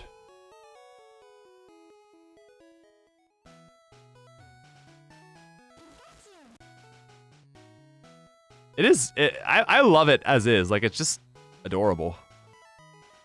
Trade Pokemon disobeying is a thing in this game. Okay, cool. I genuinely never pick up any trades in this game, so I did not know. All right, let's see what this guy.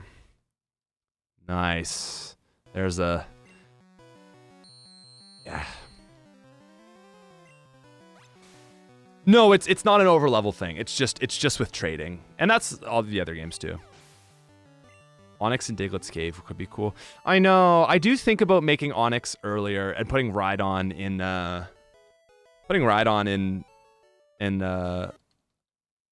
Rock Tunnel. Enjoying an ice cream cone. Damn.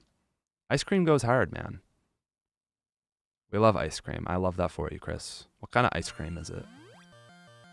No one here know what Moon Mist ice cream is? It's like a weird East Coast Canada flavor. It's like blue, yellow, and purple. I don't know what those three flavors make, but it's so good.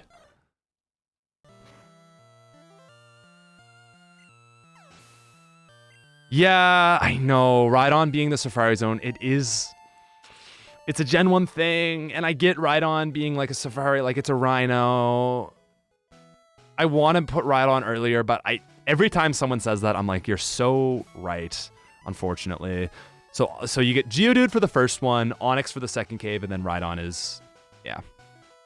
Okay, we are actually almost level capping this gym, so I'm going to have to either get a new Pokemon or avoid a lot of these fights. Whew. Okay, Poliwag. Wait, Nidorina is still just a poison type. Enough early ground types as is. That's a really good point. You've got Sandshrew, you've got Diglett, you've got Geodude. Honestly, Rhydon is so good. Like, I think it's kind of valid to make it a late game option.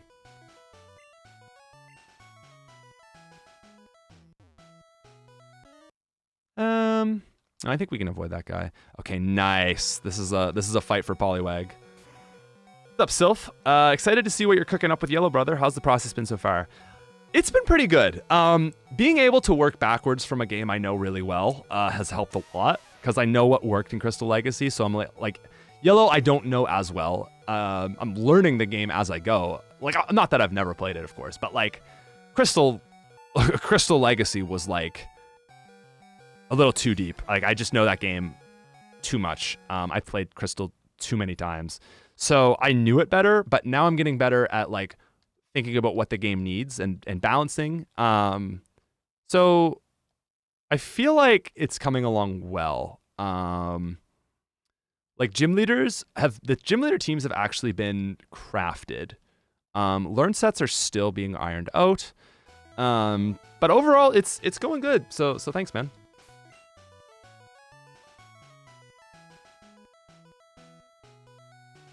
Ooh, Scott's Thoughts. I feel like I recognize that name.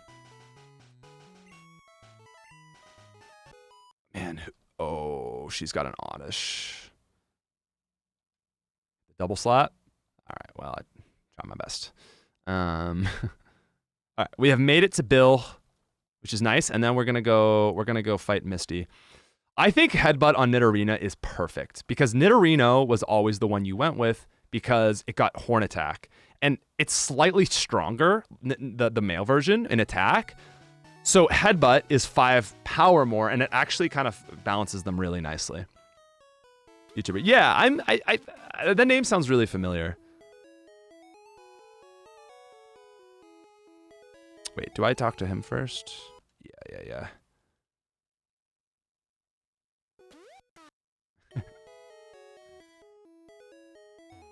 Glad they did stuff like this with Pikachu.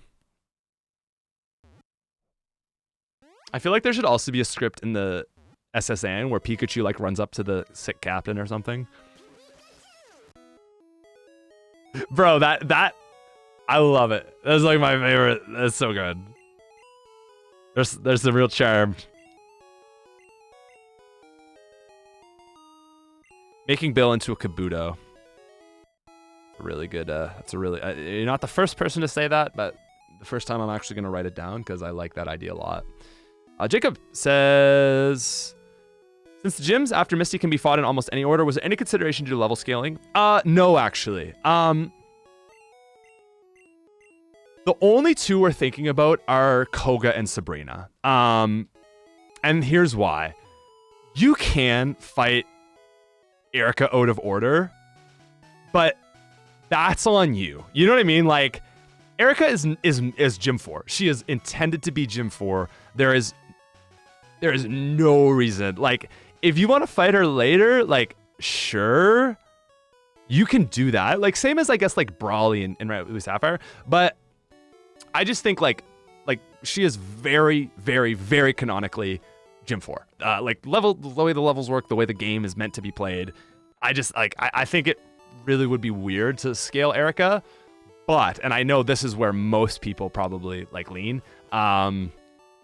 It doesn't make, like, Koga and Sabrina in this game are the same level. They're both level 50. So you go from, like, 32 to the next gym leader being level 50. And that's jarring. So I would either like to do it so that Koga is just Gym 5. Or we do the level scaling thing. There's just not a lot of room to add extra fights in this game, unfortunately. So you could do it for that, but I don't know if the game needs it. Does that make sense? Let's see if we can... Actually, I feel like Pikachu can solo this. Let's see.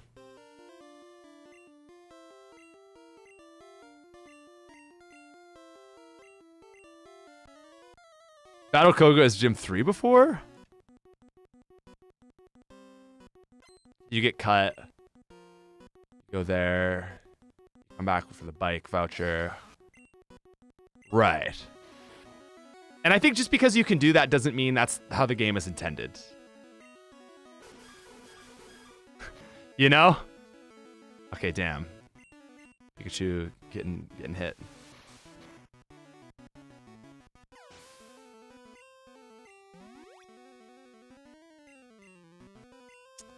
Yeah, I'm not really of the opinion that Gyarados should have been a Dragon type, because Gyarados is like probably the most consistently great Pokemon in the series, and if you also gave it like the same coverage that Kingdra has at level 20, like just like destroy the game. It'd just be way too strong. I know we all want it, but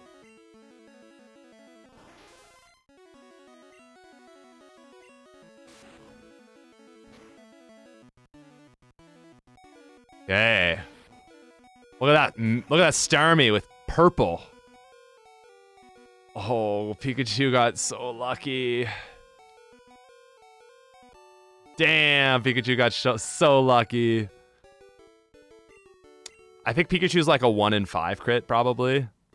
Maybe 1 in 6. Probably like a... Oh, no, Pikachu's not that fast. It's below 100 speed.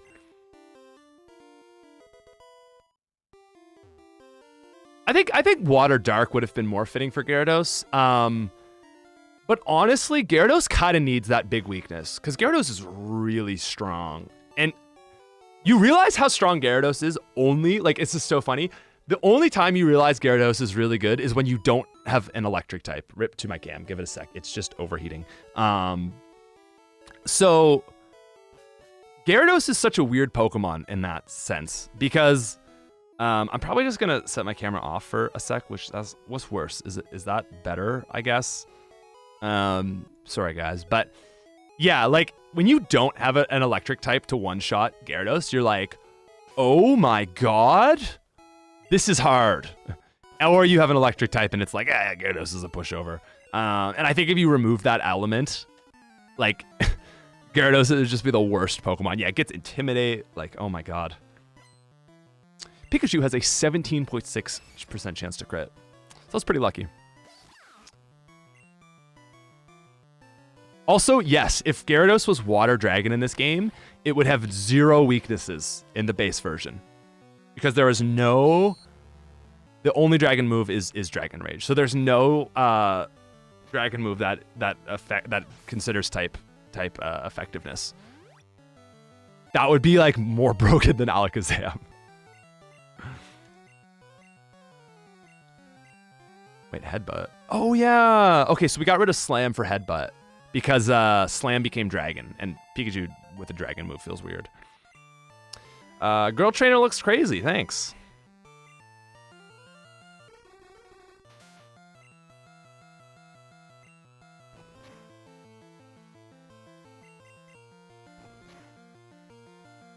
Make Magikarp Water Dragon. Listen, if you're talking about Dragon-type Gyarados in this chat, I like I said, I try not to be mean, but like, it's just like, I don't know if you understand the assignment. And I love you, but I don't know, man.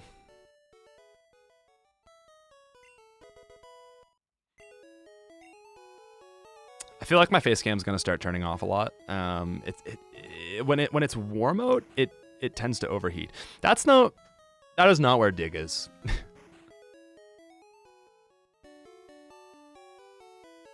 Will Kadabra and Machamp evolve without trading? Yes, just like in Crystal Legacy. Don't worry. Yeah, I think that's the thing. There's other ROM hacks for that.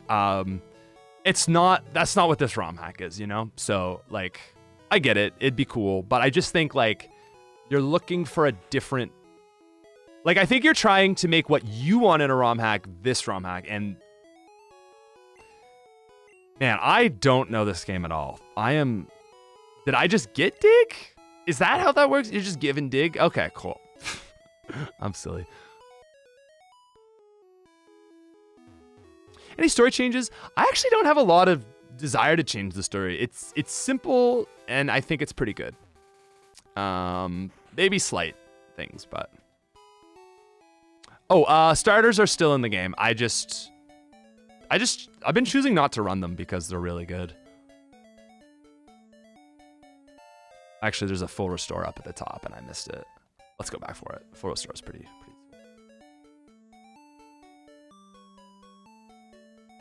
okay, in case you didn't know, now you know.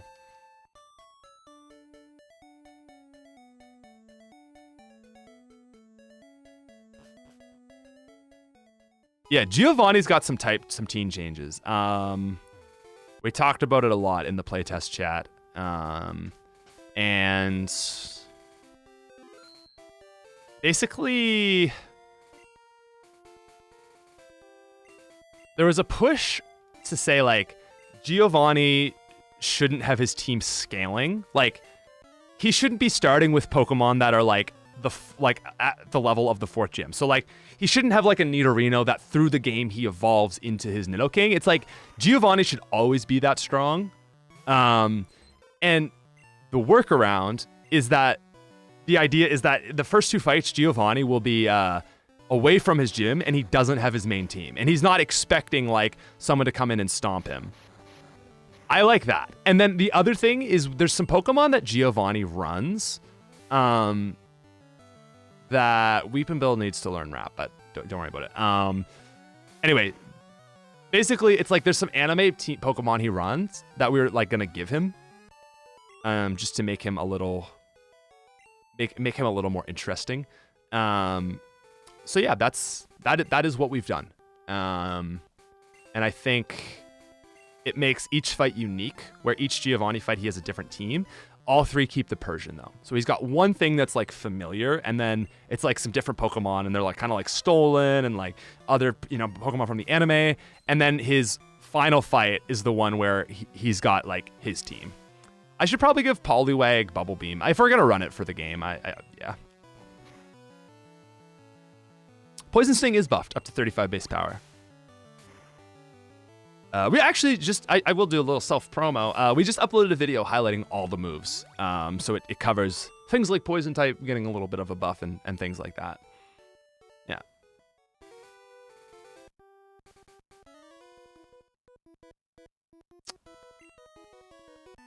So yeah, Giovanni, like one example is his Kingler. We did actually experiment with Cloyster, but 2 water types felt kind of weird. And Kingler is more of Giovanni's Pokemon. There's like one scene where it shows he has a Cloyster, so we went with Kingler for a water type. So his team is cool. Actually, this thing has pretty high special, so I should probably just not.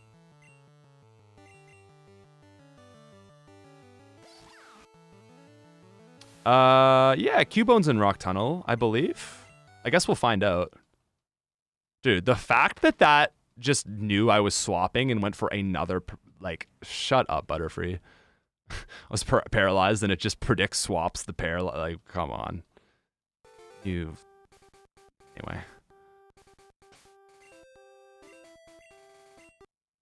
Alrighty. Yeah, so we've given Giovanni, like, Gym 8, like, a pretty cracked learn set. Like, every Pokemon... Like, 3 of his Pokemon have Bolt Beam, or like Thunder and Blizzard. What would do more? Headbutt.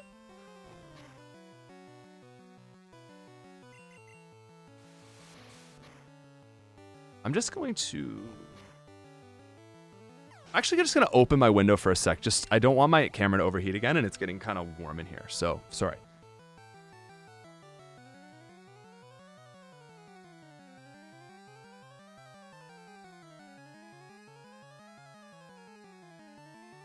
That.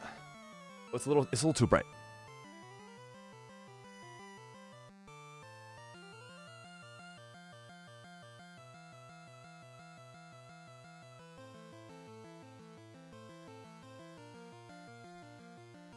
All right, what's up? Just gonna get a little airflow in here so that I don't die and my camera doesn't die. Anyway, no, so sorry, Giovanni gets Kingler in his rocket fights. So his gym fight stays. The team actually doesn't change at all. It's Doug Trio, Niddos, Rhydon, and Persian, unchanged. This is only for the 2 previous fights. Yeah. Eastern Canada being warm while Alberta is 50. Actually, no, I just have a lot of windows, and this room heats up even in the winter. It's like below 0 today. It's just ridiculous. How about trying to remove the surprise? I don't know why you'd bother. It's just the storyline. Yeah, exactly. Raj, you've got it, man. Preservation is the goal. Yeah, preserve where you can, and for things that don't work, try to keep it as simple as possible. Oh, and that's a great question, Silver Spoon. Will he have a Machamp? Because he does have a Machamp in the anime, and we wanted to give him a Machamp, but I felt like giving him a Machamp kind of hurts Bruno having a Machamp, because, like, the first time you see a Machamp in the game is in the Elite Four, and it's like, oh, shit, like, that thing evolved. You know? I like it for anime reference, but I think it does I think it does Bruno a disservice. So I can't do it. Give Nightshade to Meowth Persian for the Rockets. I don't think so. I don't think so.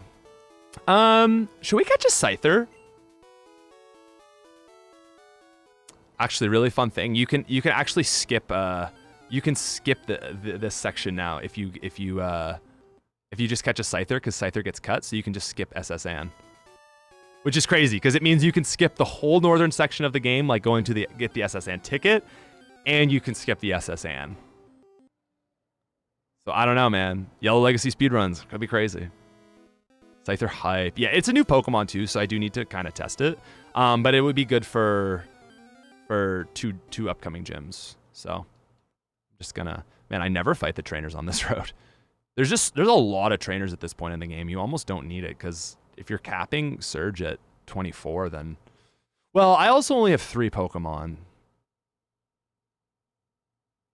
Pidgeotto.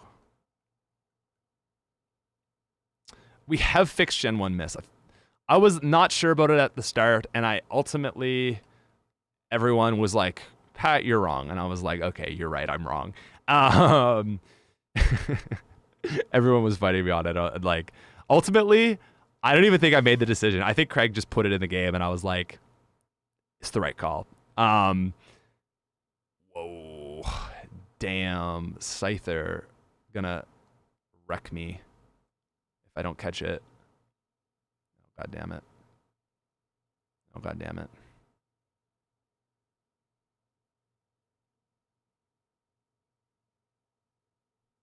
God damn it. If this next Pokeball doesn't catch it.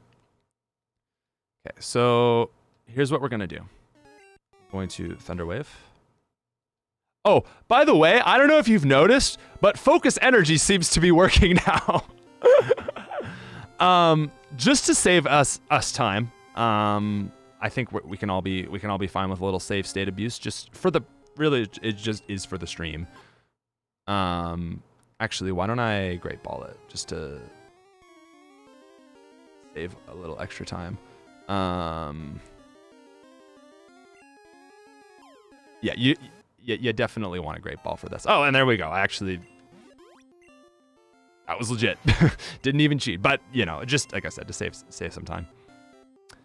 Bro, I think Focus Energy might have to go down to like a doubling of your crit rate. Because that's crazy, bro. That was crazy. Like, he did have to set up, and he wasn't hitting everyone, but it felt like, I don't know, like 3 of the 4 were crits off of 1 Focus Energy.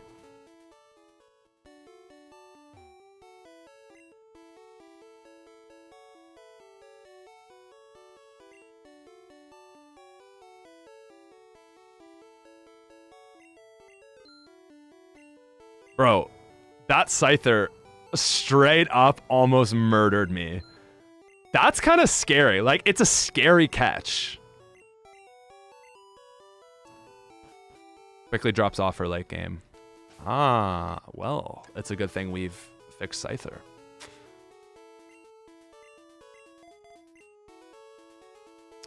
It being there is literally the only useful spot for it. Yeah, Safari Zone Scyther is way too late. Like, I'm pretty sure Focus Energy stacks, because all it does is multiply your crit rate by 4. Oh my god, though. Scyther with bug type cut, like, gonna cook. Gonna cook.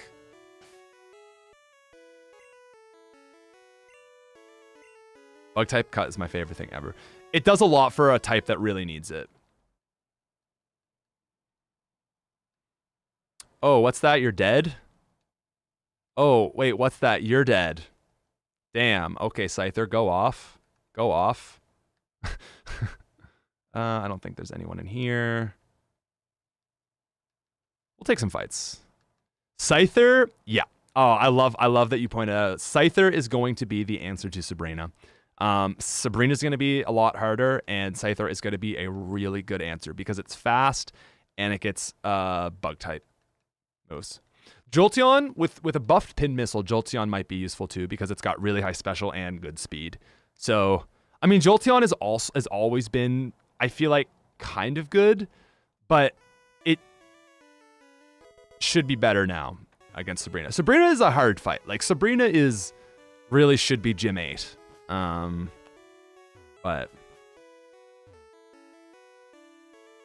yeah, we're definitely gonna need to do some testing. Metroid Jones, are you a playtester of any chance? I don't know. The way you said that sentence, I'm like, you sound like a playtester, but I don't know everyone's YouTube names. Or you're just generally about it. Don't do it. Oh, dang it. That was completely on me. Okay, should I just teach Poliwag water bubble beam? I feel like I just should do that.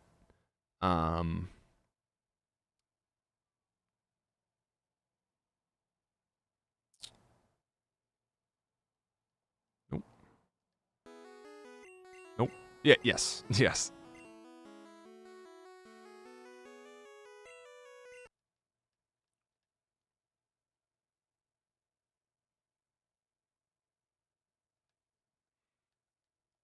I think Bubble was the one to keep because it has a secondary effect.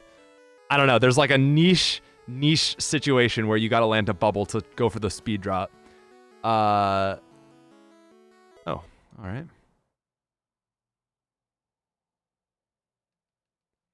Because of the level scaling, yellow is kind of off. Are you going to buff the Elite Four's levels at all? Man, I don't even know if the Elite Four will need buff. I feel like it's always been pretty high. And especially when you consider that we're actually going to make their learn sets good, I'm kind of like, that might be way too much because like their problem is more just like AI and bad learn sets than their level, I think. So I think I want to fix that first and then like kind of come back to it and see. Bubble Beam also does a speed drop. Well, in the case where we have used all 20 PP, look, I don't know. I mostly just did Bubble Beam because it's the bottom, so I only had to go down. I only had to press 1 to get to Bubble Beam. So yeah. Anyway, thank you, Jackson, for the super chat. Appreciate it. Appreciate everyone dropping those. Always kind. 2 Onyx for Bruno. No, I think I would just do 1 Onyx. I think 1 Onyx is enough. I think 2 makes him very easy. 1 even kind of makes him easy, but it would tie him with Crystal Legacy if he has an Onyx, because then he turns it into a Steelix. So I think you got to keep 1 Bruno on Onyx, and then Onyx has been pretty buffed. It is a lot better. Everything about it is better. Like 100 speed, 85 attack. Onyx is good now.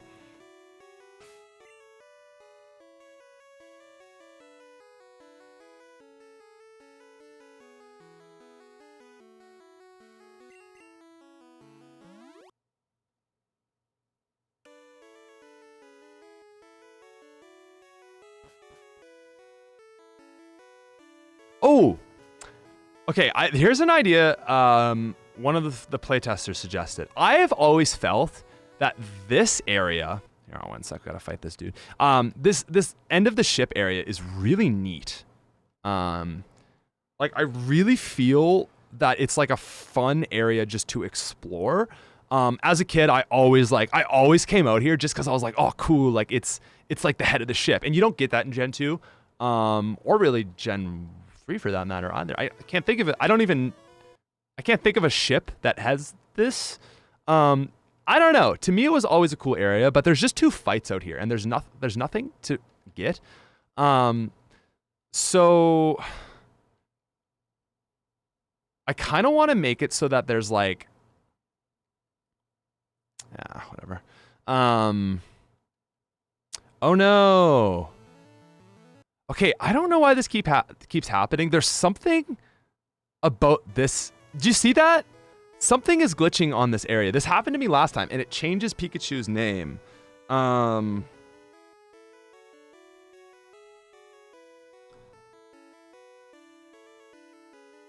of the ship. And then...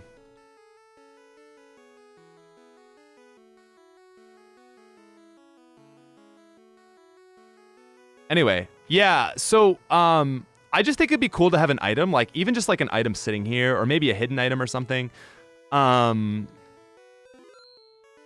What one player tester suggested was a water stone.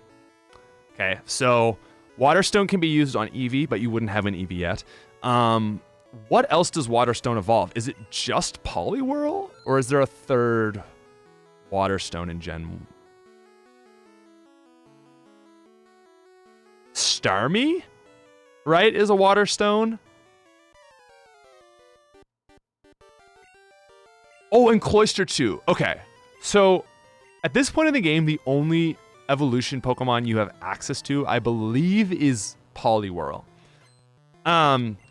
And so here's what we were thinking, is getting Poliwrath kind of early is actually not that busted. This is gonna, oh, that did a lot of damage, but they got the quick attack. I might lose this fight. Wow, we're in this now. Let's bring it, Blue. Yeah, so at this point in the game, I'm pretty sure the only Pokemon that you could evolve, like the only Water Stone evolution available is Poliwhirl. So, oh, Bite.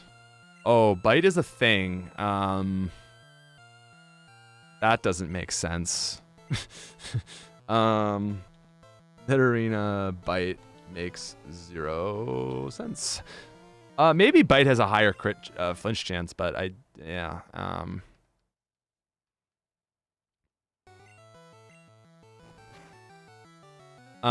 Anyway, what I'm trying to get at is evolving Poliwrath right now wouldn't actually be that busted, because the next 2 gyms is electric and grass. So it would help you out through like Rock Tunnel. And other than that, it just kind of like gives you a little like kind of fun early power spike on a Pokemon that's going to be really useless through this mid game. Bite, I think, is just worse Headbutt, but Bite might have a 33%, where Headbutt is a 10. But it still is, like, it's just less damage, so... Yeah.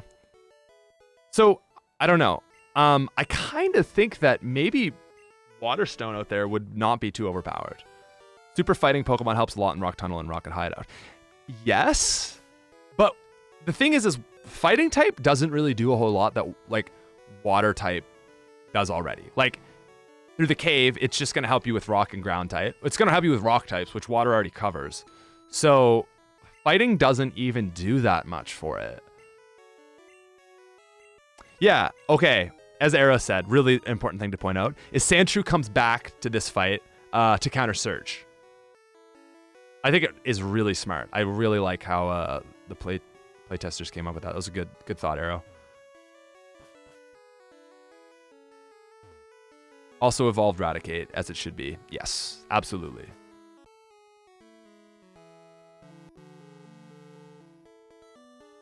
Poliwhirl evolves into Poliwrath on the SSN. Wait, actually?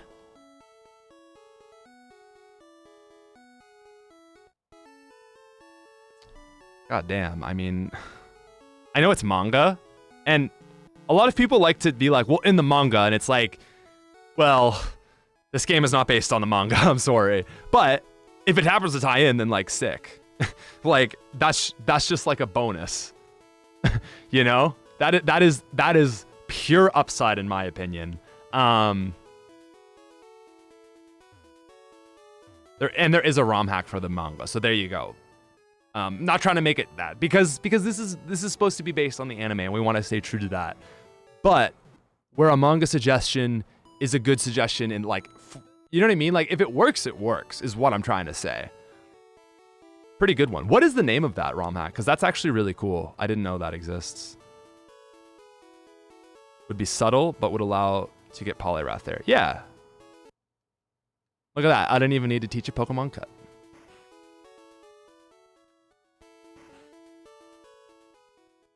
Okay. Yeah, see, Pikachu glitched on the deck. Something about the deck, it does something to the Pokemon's name. I don't know what's going on with it, but that happened to me last run. How's it going, everybody? What are we up to? What are we doing on this little Sunday afternoon? I want to get Nidorina to be ground type. I think it'll be able to take a hit, but I don't know. I think this is going to be a really hard fight.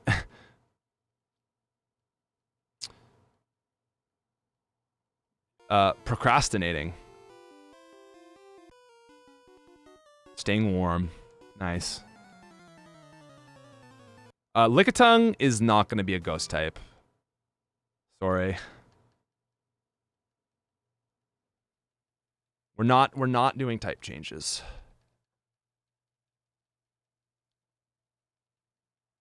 Lickitung is a Lickster. Okay, so Pin Missile. Man, I think Dig and Pin Missile together would be pretty bomb. Boom, you're dead. Oh, God. Also, Headbutt instead of Slam on Pikachu is pure upside. The Slam kind of sucks. Well, using potions on Pikachu boost friendship? Yeah. I just don't find that really breaks the game in any way. Like, it's purely a cosmetic thing. If you want to just give Pikachu a bunch of potions and make it happy, like... I don't know. I hate Headbutt. Why do you hate Headbutt? Day off, laying down. Nice. Nice. Yeah, I was going to take today off, but I was like, man, I really want to stream. So, here I am.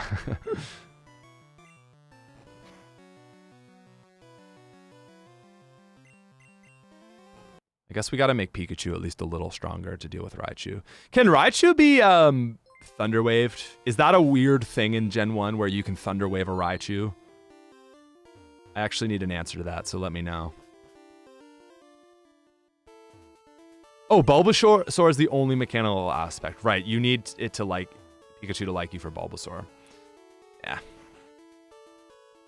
You can burn a Moltres and you can Thunder Wave a Raichu. All right.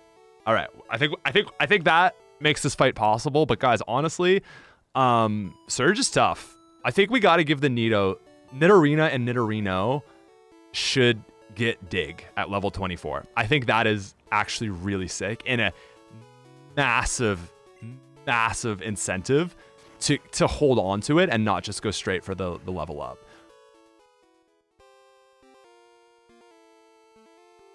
Oh God. Oh God, I hate these switches. I don't know if there's a way we could do something with these switches, but like I kind of want to do something with these switches. I don't want to remove them. I think someone suggested like the switch never moves. So if it's in a bucket, it's just in that bucket, and then you just have to click that and then the one that it's next to. Because goddamn, dude, like it's an iconic puzzle, but like come on. And now I have a 50-50 shot, but I can also glitch and be the top quarter in the left. And oh, look at that, you know? But if it just went back to there, yeah, the puzzle is bugged. Oh, wow, that was lucky. That was pretty lucky, but that can get really annoying, so I don't know. Or get rid of some of the cans.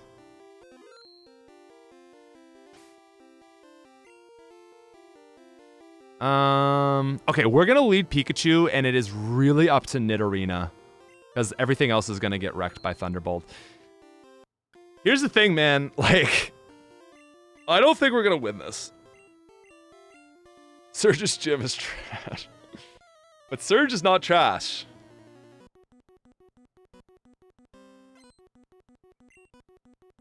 Oh, I should evolve Nidorina, shouldn't I? Okay, let's just do this fight without it, just out of curiosity. And then I'll reset and evolve.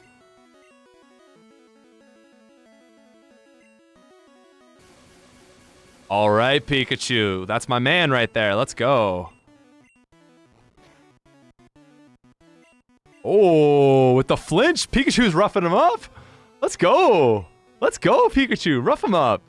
Show what you got. That para flinch? Little para flinch? Pikachu's like gonna be 2-shot at best. But a little paraflinch, we love that.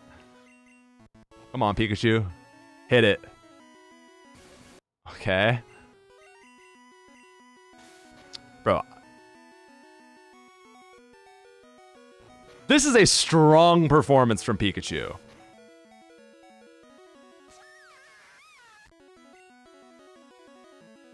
Does Scyther have quick attack?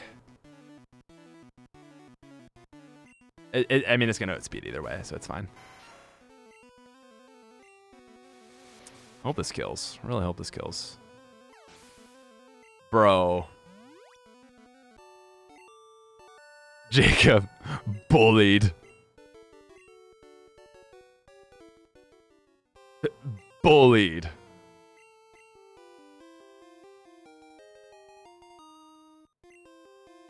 Dude. Pikachu is actually good for that fight, which is crazy now. I kind of love it because like Pikachu is like the Pokemon you're going to be running. So the fact that it's actually useful in that fight is really nice. Yes, Commander Crunch.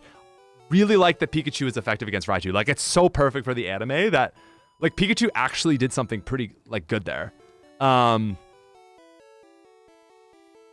Listen, here's the thing. People like someone saying easy fight. It's just not an easy fight. I made the fight look easy because Pikachu played perfectly. But here's the thing. All Surge had to do there is use 2 body slams, dead. And then I had Scyther, which was 1-shot, Poliwrath, which was 1-shot, and I could have had a Nidoqueen. It's very scary. It's actually like I find that to be a pretty tough fight.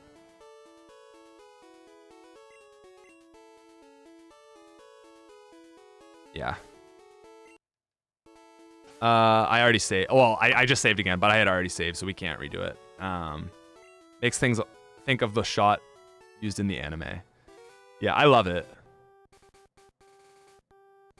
Right. Oh, that's the other thing. Arrow says Raichu has a 1 in 5 chance to crit. And unless you have a resistance, so.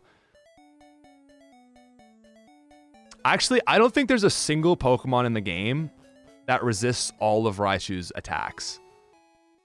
Because a rock type would resist Body Slam, but not Surf. And grass types don't resist Body Slam, but they resist Surf and Thunderbolt. So grass types are really good for that fight, but they're not impervious because you still got to watch out for Body Slams. And if it crits, which is like a 1 in 5 chance, it's a scary fight. It is. I think it's well done. I'm feeling more happy with Surge every time I fight him, even though that wasn't too bad. Felt good.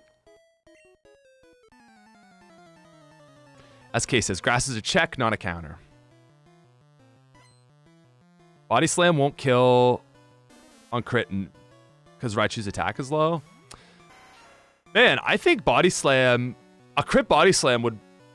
Oh, it might not kill Pikachu. Also, Cut is 4 times effective against Oddish, which is amazing. Scyther is a really good counter now to Badge 4. Yeah, that's such a good point. Lorelei is very common to soft locks.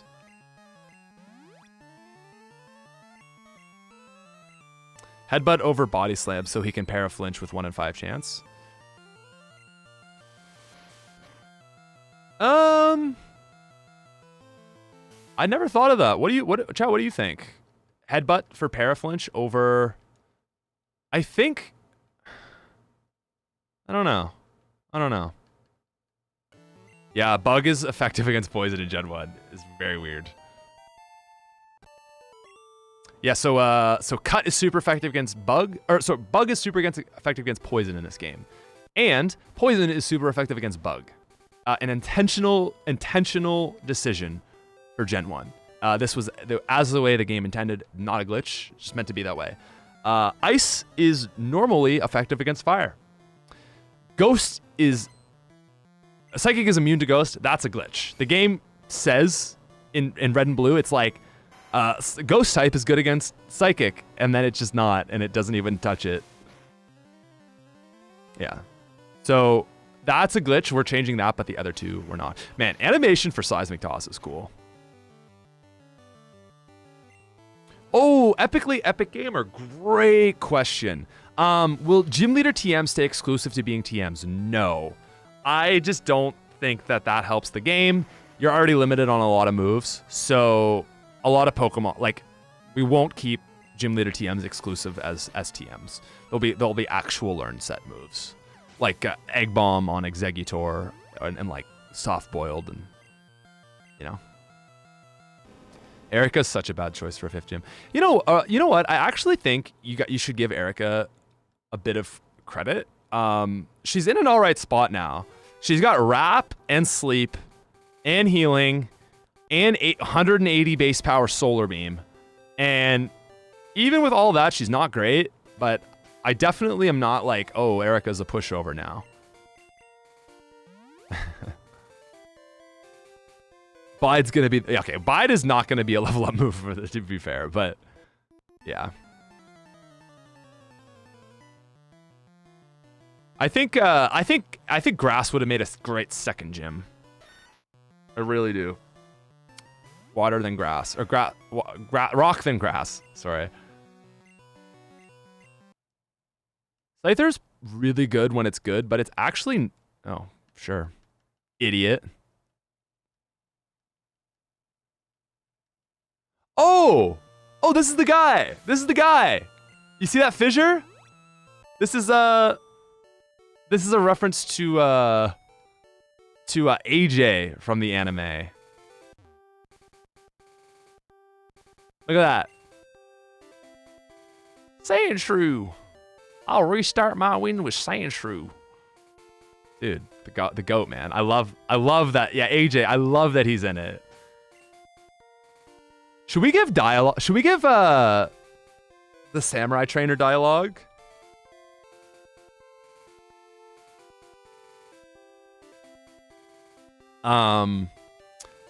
Okay, so the other thing is really just fun thing in the game file is the whole game. What am I trying to do here? Let's evolve for like, I'm sorry this has waited too long, but what I'm trying to say is sorry,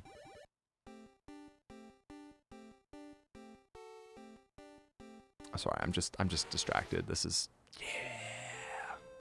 Let's go, Nidoqueen.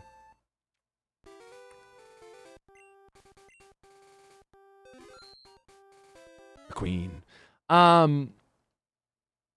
Okay, so you look through the code, and the only instance of a trainer having a unique move outside of a gym leader or a significant trainer is AJ, that guy right there. Every other just no-name trainer in the game just gets whatever the learn set Pokemon like moves at the time are, except for that guy. And he is programmed to have Fissure, and that's it. And it's like, that is the, like, I just love that. Like, that is like, damn, like, it's just such a small little thing they didn't need to put in, and I appreciate that they did. I get why they didn't do Samurai, because a Pinsir really early is kind of a lot. But I actually don't find Pinsir to be that oppressive. So it's not even that bad, but, you know, I still get it. Oh, this is definitely a dude. P triangle Kachu. Yeah, I gotta work on that glitch. Little visual glitch.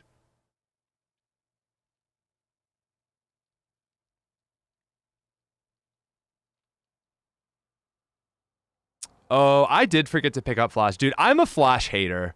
I don't like going for Flash. It slows down the game so much, and you just don't need it.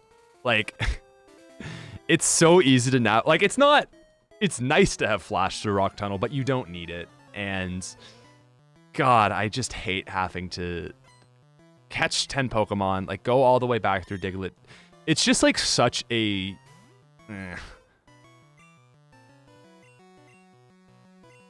Bring out the Queen. Look at that back sprite, baby.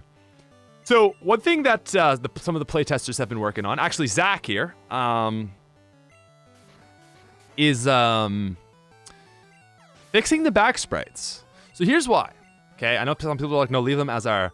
The yellow front sprites were updated from, it went green, front sprites are their own thing.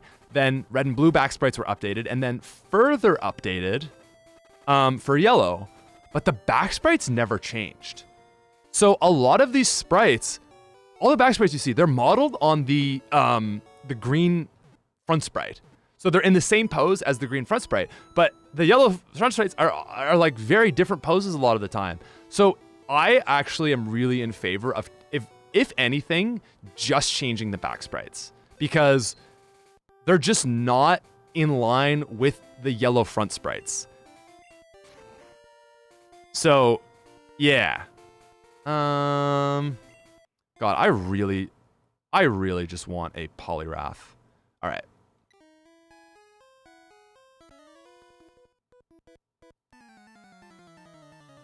Guillotine and Oko, yes. It sure is. Oh, also, I have buffed trainers in here. They used to be like 19 to 20, and I found the curve really slowing down at this point in the game. So I have buffed. And they should, like, I just found the early game curve in yellow is actually really good. Like, it just doesn't feel like you're fighting a bunch of fodder teams. And then as soon as you get to Mount Moon, it's like, wait, these are the same levels as like everywhere before. You know what? I'm gonna regret what I say, because I'm gonna be like, I don't know how to get through here, but I'm gonna do my best. Anyway, really big fan of the early game level curve. Here it feels bad, and then you go to the next route and it feels the exact same, and then you get to the rockets, the first rocket section, and it's the exact same, and it's like, oh no, you were doing so good, yellow. But the gym leaders stay strong. So it's really weird. And it feels very wrong. So here's an example. This is a trainer. Anyway. It got some buffs. She had a Gloom and I think it was a Bulbasaur before. Is that if you fight each battle but don't grind, you get a solid fight at the next major encounter. Yeah, I think that's perfect, actually. I really agree. If you teach Pikachu Thunderbolt and Rock Tunnel, I mean, that would be cool, but I don't know if we can do that, unfortunately. Just from a program mechanic, I'm not sure, but that's a fun idea. Anyway, Poliwhirl learns Karate Chop. Is it going to be too much? It's not super fast, and considering that Mankey gets it sooner, I actually don't think it'll be that broken, but I'm curious to see, right? Because Poliwhirl doesn't get stab. It's just a water type. Poliwrath sucks. Yeah. Yeah, actually, I really want to talk about something Diego mentioned.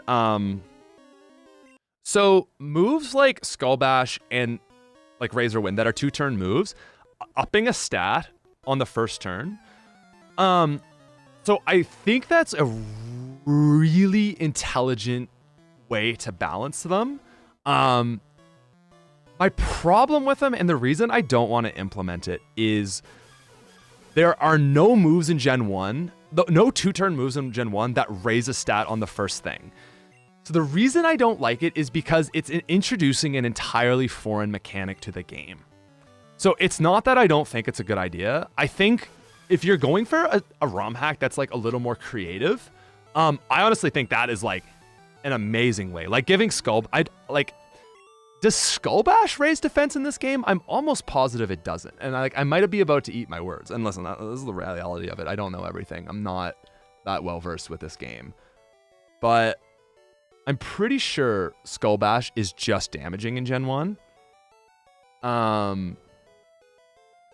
Does nothing on the turn is selected other than say that they'll use a lower its head. On the following turn, Skull Bash will do damage, PP will be deducted, and it'll count as the last move used. So on Generation 2, it raises defense. So yeah, because that doesn't happen in any other move, I just don't think like you want to introduce an entirely new mechanic to the game. And it's unfortunate because I agree. Like, I really like that idea.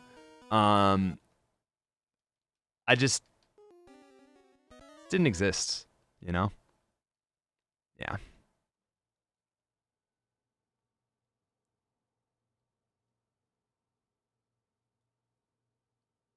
Ooh, Skull Bash could cause confusion. I mean, it's so bad, I may as well, you know, as it gives me a concussion.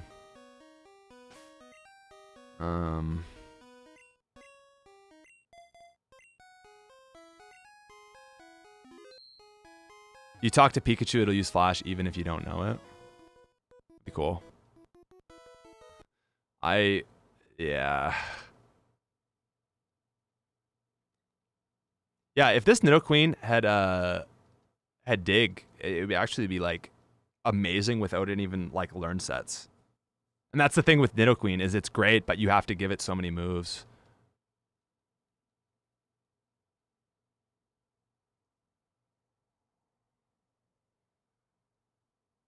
Probably gonna go for the Dig. I want it to go for the Dig. I'm gonna bait it. Oh, we're good. Possibly compromise from you. You can have encounter under truck, but it flees and that unlocks a side quest to actually catch him. If that can be implemented, I am down for it. I don't know. Like, every good idea, it's like, can the code handle it? Can the game handle it? It is a frustrating thing with this game, but it is the reality of Gen 1 a lot of the time, is just like spaghetti noodles, you know? So, if possible, so down. I don't know if it's possible.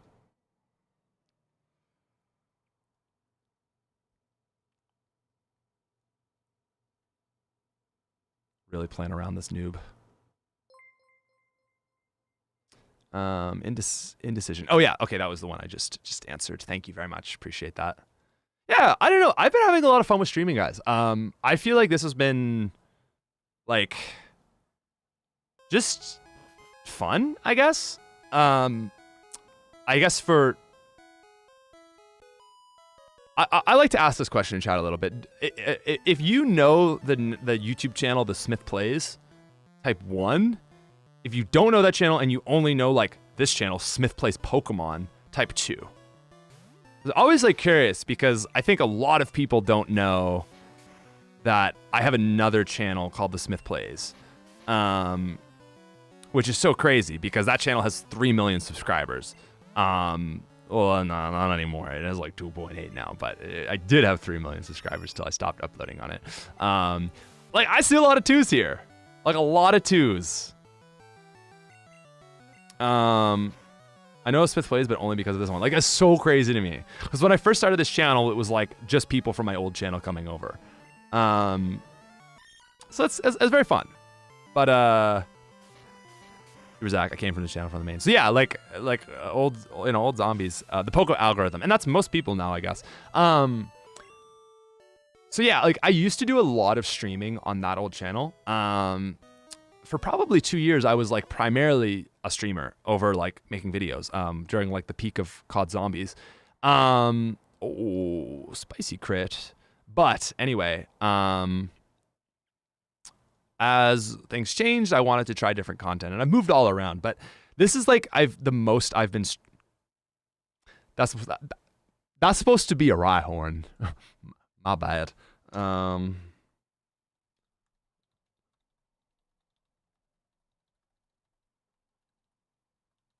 Oops, I'm in danger.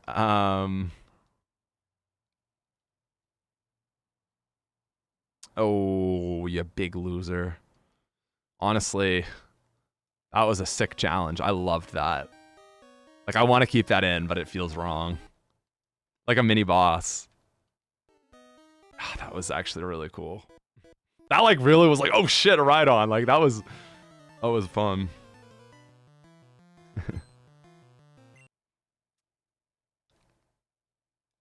Keep it. I know some people like keep it. All right. That was actually something we did in Crystal Legacy. There was a guy right before Goldenrod, the one with the Azumarill. It was higher leveled, but it was like, oh man, that's really strong. Remove it. The exploding Geodude are already bosses. They might not be exploding anymore.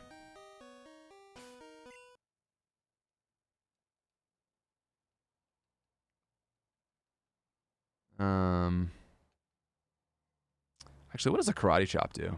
Probably not. Oh, well, when it crits, it's pretty good, I suppose. Oh, yeah, when it crits, it's not a bad move, I suppose. Just, well, that's not a very good crit move, but yeah, Karate Chop is a really strong move. I don't know, man. I'm kind of in love with that idea. Damn it, Headbutt. So that's replacing Slam on Weepinbell. Okay, we are almost out of this, but I'm definitely starting to feel the tension.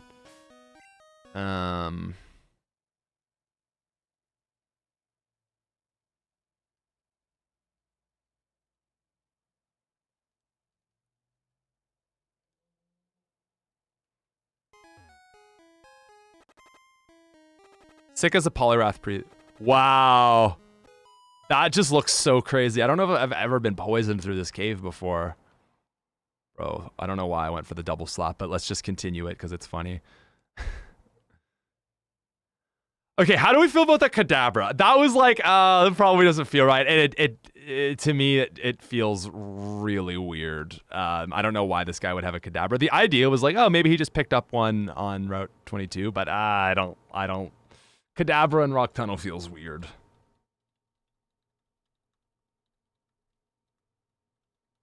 I love that ride on, man. Yeah, super odd. I don't mind this Pharaoh. I was just trying to buff this guy. He had a Pidgey before, just for context. We don't love Pidgey, so.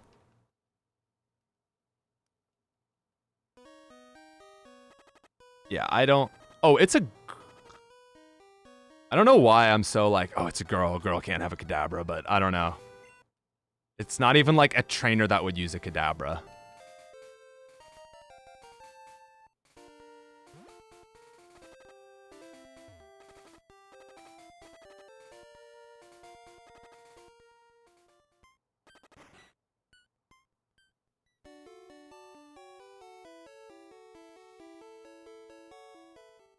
Ooh, yeah, strong flying types are justified.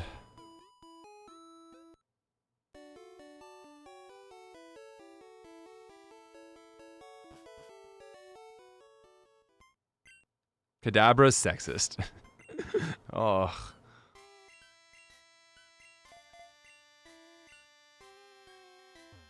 You only earn the rest through badges.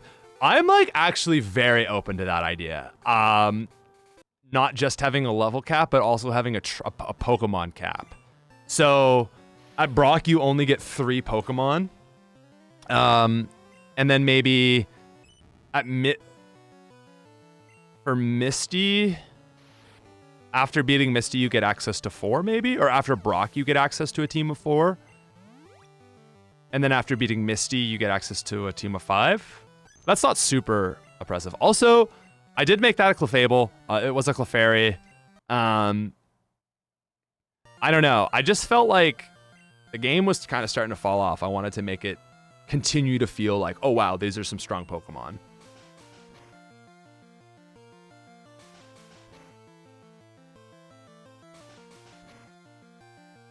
Yeah, so hard mode currently is level caps, no items in battle, and set mode.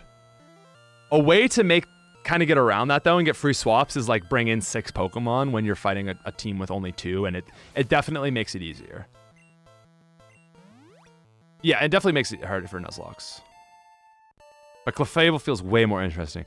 That's the thing, is I feel like there's a lot of trainers here. So, you know, she says don't be mean to my Clefairy. She has a Clefairy, so it's fine. But I do like those like occasional good trainers. You know? You're just grinding through, it's just whatever Pokemon. Oh shit, like a Rhydon. Oh shit, a Clefable, you know? It kind of like brings you back into it, and it makes it less of just like a mindless grind.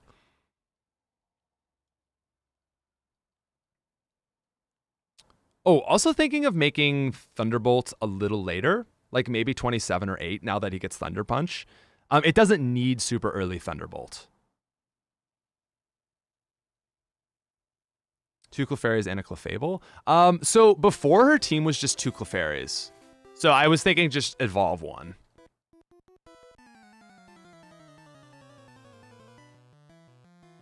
You have problems overlevel him if I don't. Oh, really? Oh, I thought the rival was meant to be fought after. I also gave this guy Porygon, which can we just take a moment and praise Craig? Look at this Porygon. If you know what Gen 1 Porygon looks like, it does not have this color palette. It is brown. It is brown, and you don't know what it looks like. And he used the color palette of a city. I think he used, like, Cinnabar or something? Come on, man. Oh, one sec. Come in.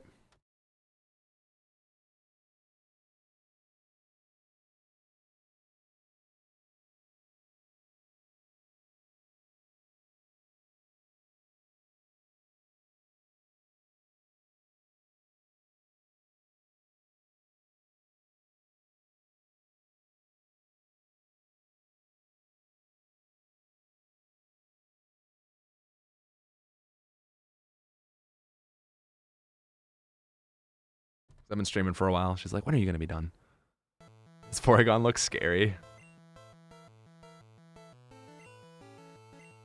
It does look scary, but come on, it looks so much better. It isn't brown. It's not the best sprite. Okay, maybe the sprite is not the best, but come on, guys. Dude, this Porygon is messing me up, too. I don't know what type it has right now. I wasn't paying attention, so I'm just going to hit it with a ball. Oh, god damn it. You son of a bitch. The color is great. Oh, a little pin missile. Let's go, Nidoqueen. That spicy learn set.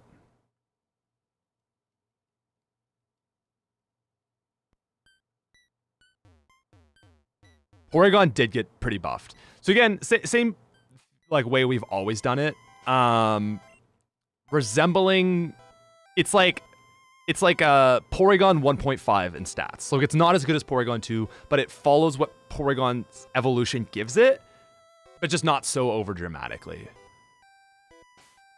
Make it usable, but not insane. It's all about that feel. Okay, I wasn't gonna fight blue.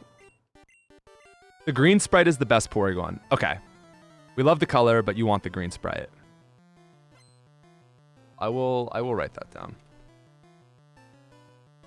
Oh, blue's got 5 Pokemon here? Is that? Oh yeah, I guess he had 4 in the last one. That's fine. There was an easy kill anyway. That's an easy kill. Oh, okay, well, blue needs some levels. I actually, and here's the thing, I haven't touched it. I haven't touched his levels, so yeah, I'm not surprised. But oh my god, this poor man. Oh my god. This poor man. Jesus. You can clearly tell I have not. Tower blue.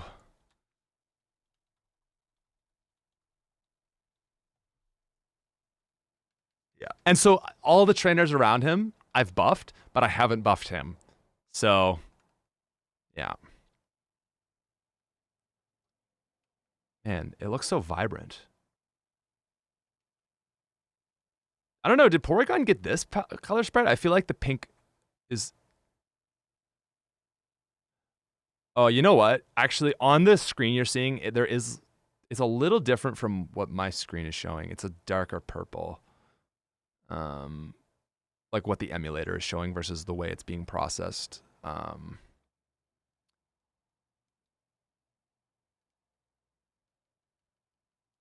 Polyworth Crop, great idea. Thanks, Homer. I don't know. It feels good to me too. I'm glad you like it. Cause yeah, it's kind of like a tease. Like, okay, you've got this move, but it's not stab yet, and it's just kind of like easing into it. I don't know. Oh, we're actually about to get Poliwrath, which is really exciting.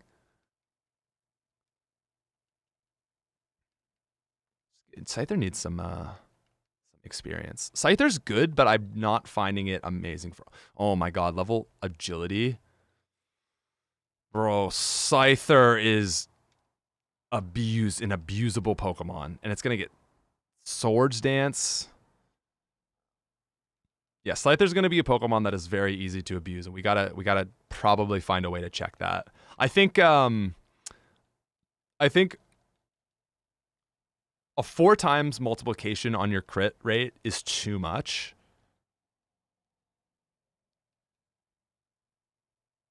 Oh, hypnosis.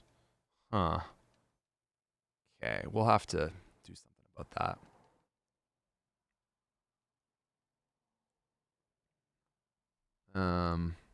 That's just part of its like.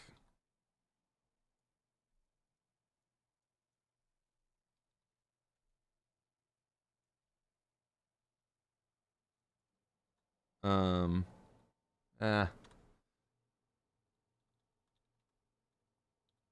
and we don't want that line to have hypnosis early.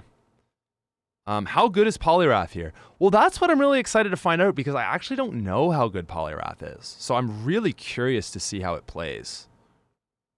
Okay, so Celadon is a crazy point in the game. You get Ice Beam, Rock Slide, and any Stone Evolution Pokemon that you have access to. It's like a big power spike point in the game. So is this a Stone Trader? Yes. That Water Stone, sir.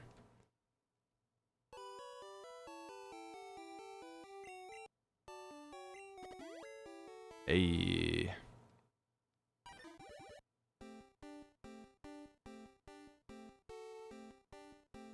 So it will eventually get Hypnosis, just not till later, because Hypnosis is broken in this game.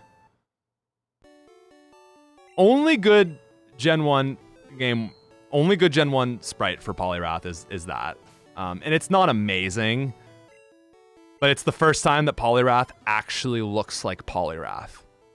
The other ones are just like, oh god. What? Oh. Could live with Hypnosis. Yeah, I agree. One of these, and we want one of these, and we want one of these, and we want one more freshwater. All right, so there's Ice Beam. I love that she tells you what they are. It's so nice. There's Rock Slide. Oh, and you also get Tri Attack. Like, wow, okay. Thanks. Level 30 Hypnosis would be good for the line because it actually struggles.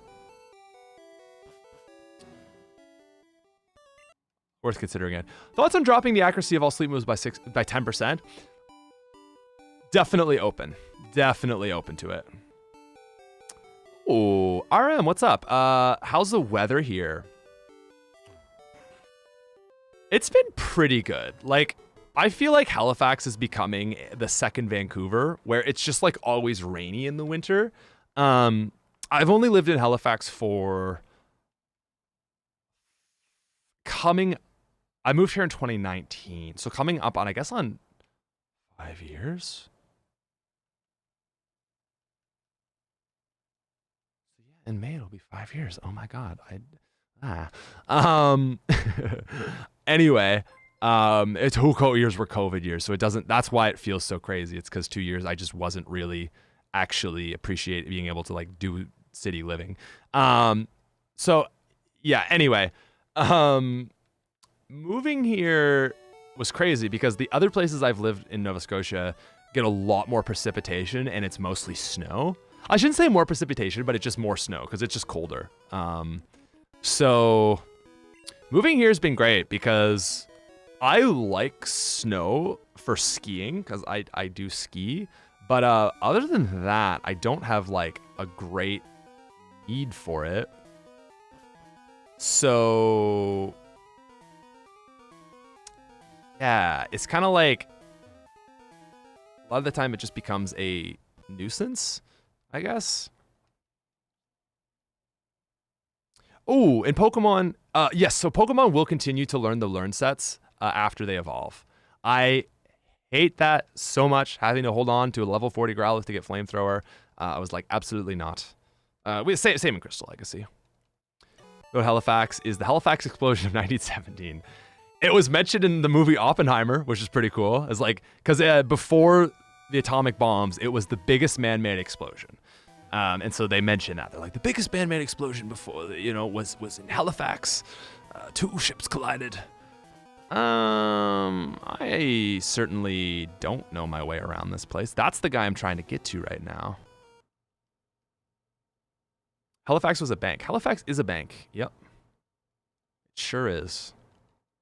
So these levels aren't crazy, but they're better. They were like 20 before. Yes, we're getting to the Giovanni fight. Okay, so that is after. Looking for a key card. Lived before Halifax. I was in Wolfville, so it's a small university town in the Annapolis Valley. And that place got a lot more snow. But here it's just like a little light dusting once in a while. But it's just, like I said, very much like Vancouver, Victoria kind of vibes. Just like an ocean, a small, like smaller than those places. But it's on the water, harbor city. I mean, what? A lot of cities are harbor cities, but like, you know what I mean? It's just like, because you're right on the water, on the ocean, it's just always a little warmer. So in the summer, it's a little less hot. And in the winter, it's a little less cold. And you just don't get snow. Like, my parents will be like, yeah, it's snowing where they live. And I'll be like, it is just raining here. And it's kind of awesome.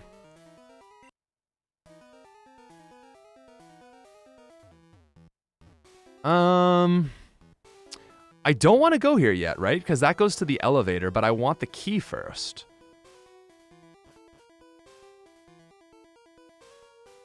Okay, so it's not here.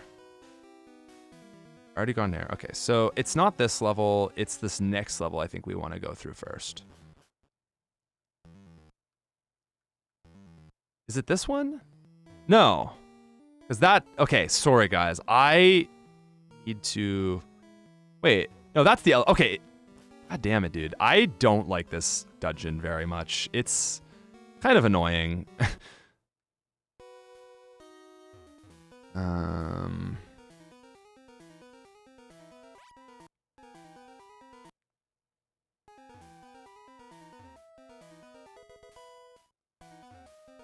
Rocket Hideout theme is good, though. We agree on that. Okay, so we go here. Back around.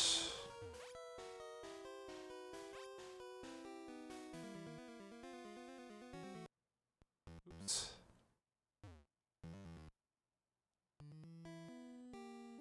Oh, Hot Wax. We actually just uploaded a video on changes to moves. It was just up like a few days ago, so we'll give you all the spicy information you're looking for, my dude. Not getting rid of the Pokédoll glitch. Part of the game. If you want to do it, please do it. I would be so mad if someone removed it. Something I don't like about Fire Red Leaf Green is I have to do this. The reason I'm doing it is I, 1, want to see how Giovanni plays, and 2, I want to just get the experience so that I know where, if you do this, like how hard Erica is. Because if you skip this, it's going to make Erica a little bit more difficult than she might naturally be. There you are.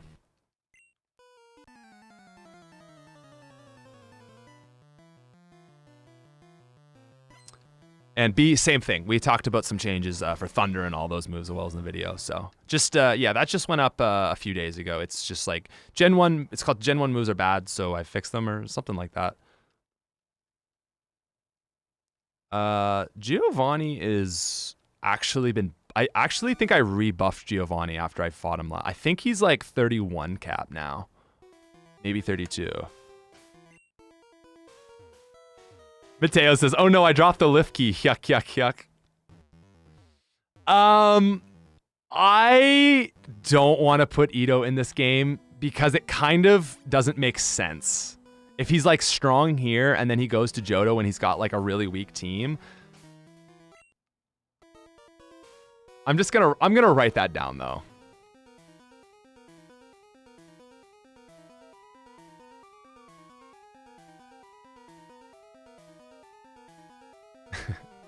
I can't not. Okay, is this the one we want to go through? Yes. Okay, so now we do this one. The thing I don't like about this puzzle is that you think you should do this one first, and then you realize you went to the wrong one, and then you have to go do the other one, and then you have to come back and do this one again. That Yuck Rocket kicked my ass in Crystal Legacy. Dude, such a fun character.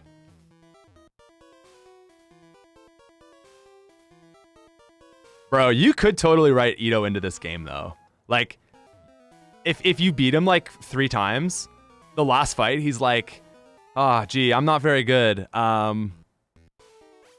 But someone just gave me, like, an egg or something. Or, I don't know, he could just, like, the last fight, he makes reference, like, if you talk to him again, he just mentions, like, someone gave him a weird egg or something. And then it's like, oh, so that's where he gets the baby Pokemon from. He, like, kind of ditches his team and goes with some babies. I don't know. It'd be kind of fun. For messing up so bad. Ooh. Ooh. Fuck, man. I want Hyuckster. Totally different team. Gets them revoked by a... Eggs didn't exist in this game. But that's the thing. He's just like, I got some weird egg. Like, he doesn't even know what it is, maybe, or something. I don't know. Yeah, you're right. It would be maybe a bit of a stretch. But totally different team. Gets them revoked by messing up or something.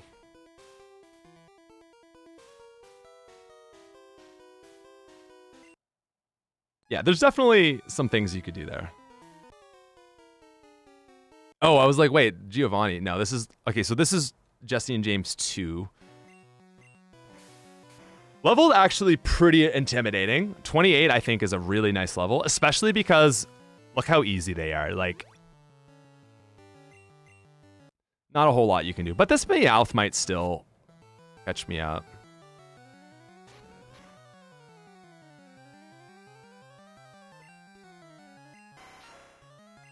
I mean, that was some wasted XP, but that did happen.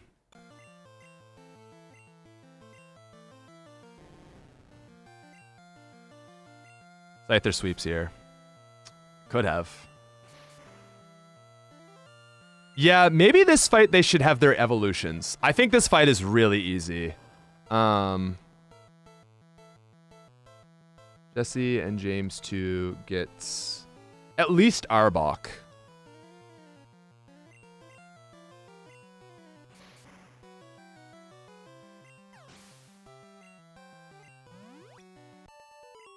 Yeah, okay, Arrow's saying Arbok too. Maybe not Weezing, because that's a later evolution, but I think at least Arbok. Ekans would be evolved here, and kind of need it. Ooh, here. Alright, so this is Giovanni. Giovanni's been... We actually gave him a Marowak, and the idea behind it is to sort of hint that, like, the Rockets are involved in...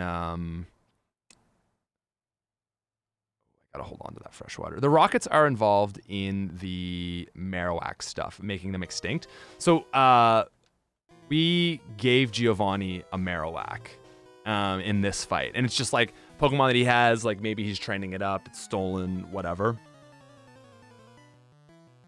Oh yeah, so Jesse and like as the fights go on, like a tongue and Victory Bell will be added, but not in this one. The next two they'll be added. Oh, you know what? I like that. Sure, we played it wrong. We didn't know what Giovanni had. We gotta do a swap. What can Giovanni do? So he's gonna lock himself into Rage. Cool. So he keeps his Onyx.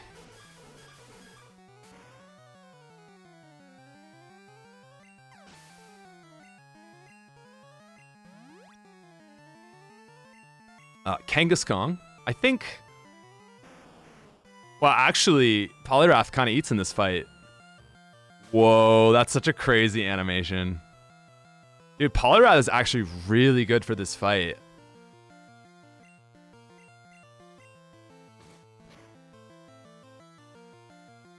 Man, and also... Oh, right, because I have Poliwrath. Yeah, because I was like, man, it's taking hits, but it's a Poliwrath. So, Poliwrath is actually great.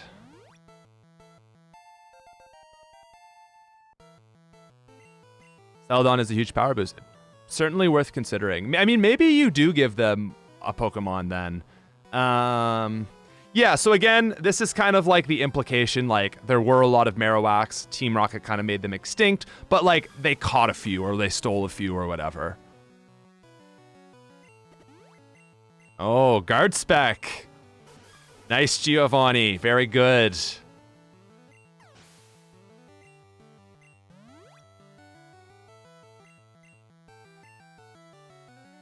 It'd be extremely valuable. Yeah, so I'm going to run this fight back because it turns out Poliwrath is like the perfect counter to this Giovanni fight. Like, normal water, or fighting water is, like, just could not be better. But we did kill him. Okay, cool. So let's try that again. And let's run Nidoqueen to start and see how Nidoqueen does. Because I kind of have Pikachu is not very good in this fight. There's not really been a list of changes. I mean, actually, I do have a document, but I'm kind of like just keeping it private because it's just not very official and like it's just not good, you know? Okay, so if I didn't have Poliwrath, like how would I play this? I would swap here to avoid the dig. I can't do anything with Scyther, so I'd go back to Nidoqueen hoping for a... Okay. Are we just going to do this infinitely? Or are you not... Why don't you use... Like, why are you stupid right now? I'll use Quick Attack now. Are you going to use Dig now? No, you're going to use Rock Throw because the AI knows what you... The AI decides its move after you make a play. So that's really annoying. Because we just be infinitely locked into that. Yeah. Super sick, Giovanni.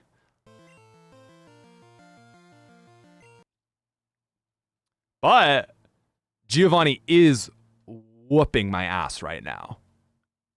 So without Poliwrath, I completely lose this fight.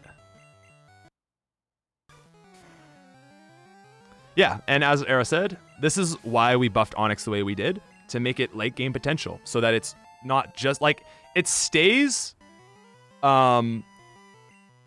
such that like you can use it on Brock's team, but the way we buffed it makes it also more viable down the road. Because you buff its speed, you don't actually see that because it's already faster than you. So the additional speed doesn't matter. The additional special doesn't really matter either because it can't use special moves and there's not a lot of special attacking moves you get. Fastest rock slide besides Aerodactyl. So there you go. Yeah, 100 base speed. No Rock Dragon Onix. No. No, this isn't live on Twitch. Also, didn't mean to do that. Tail Whip, okay. So, to be fair, if we ran this fight back and we said, all right, let's use our other first 3 Pokemon, and Onix swept us. So actually, I do think this fight's in a pretty good spot. I just, like, to be fair, it's like, I do have the proper coverage for this fight. It's just that it's all on a single Pokemon. But you're probably going to run a water type, or if you don't have a water type, you're going to run a grass type, and then so that makes those 2 Pokemon really easy, and then you just have to deal with Kangaskhan and Persian. So I think Giovanni's in a really good spot, and just because we did sweep him with a single Pokemon doesn't even make him bad, because every other Pokemon, like, he just was cracked. A fighting water, a grass type, or Kadabra would make the fight much easier. I did bring a Kadabra in, and it's good, but I think it couldn't take out the Kangaskhan in one shot, and then it has bad defense, so it got wrecked, actually, because Stab Normal just destroyed it. I'm pretty sure Kadabra actually didn't do great there. Also, this little guy, it's like after you beat him. Oh god, this guy sucks.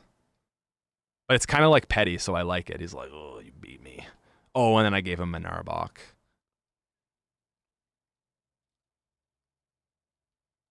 Yeah. More Mons than you brought. I think at this point in the game, you probably have 4 or 5.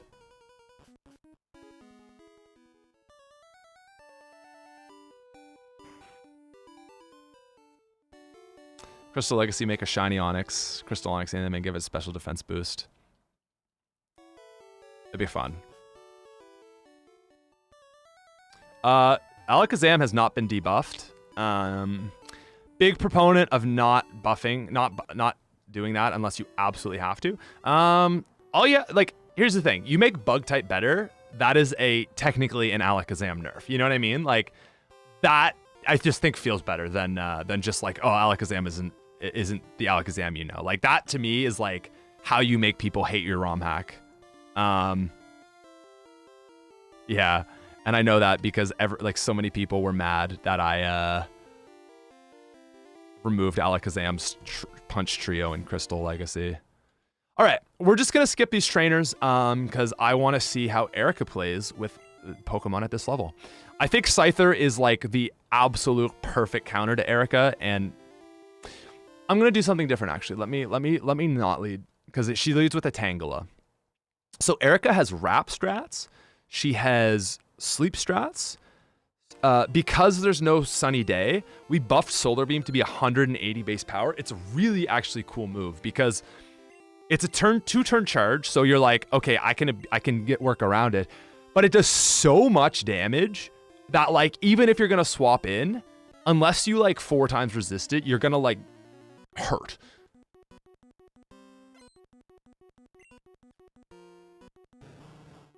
Stream tomorrow, 4 less gyms. Probably not tomorrow. I've got a video to work on, but yeah. Okay, so we'll do Pin Missile rather than Cut. Oh yeah, Erica's also quite a bit of a level jump. And I think like I was saying, like it makes sense because this is the point in the game where you really like get a bit of a spike. So, holy shit.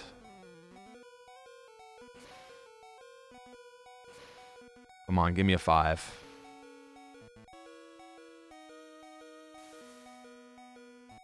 Listen, you said Erica needs it for sure. So there's my Nidoqueen gone.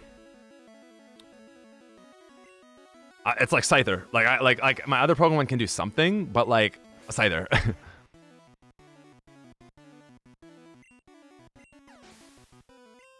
Tangela has 3 moves. I think it also has Stun Spore, maybe.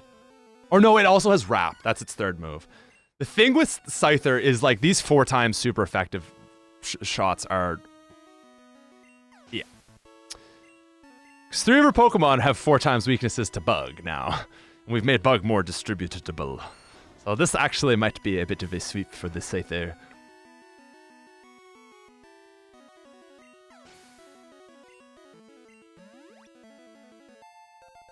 Yeah, this is a wing attack. Scyther is gonna make this a free fight.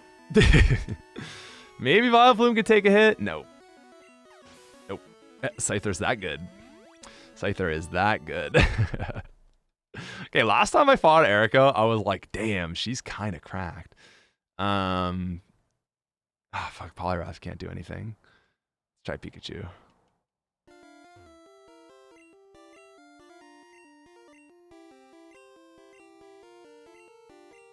Oh, Erica with the Ivysaur. That's like a Crystal Legacy reference because she has a Venusaur. I'm in her fight.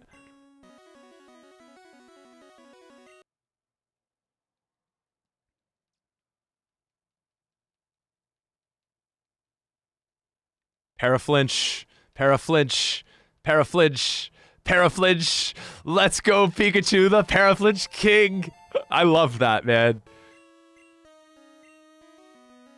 Yes, it would seem 4 times super effective attacks are OP. This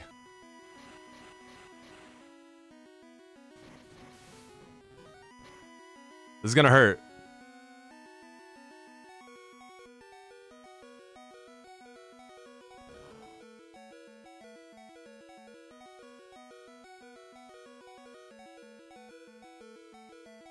Paraflinch.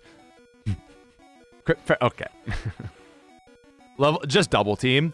Bro, I hate double team. I like double team, Gen 1 double team on Pikachu, like any move, it's like, why are you even playing this game? Like, it's so broken. Double team is like, I hate it.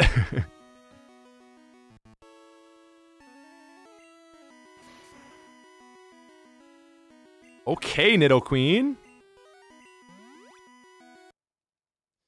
Yeah, so also the reason it's a 31 Ivysaur, it's a little low, but yeah, Venusaur is 32. Bro, what? Dude. Bug type just invalidates this gym. Jesus Christ. She's got every single OP thing you could give her and just completely invalidated. She has sleep wrap and like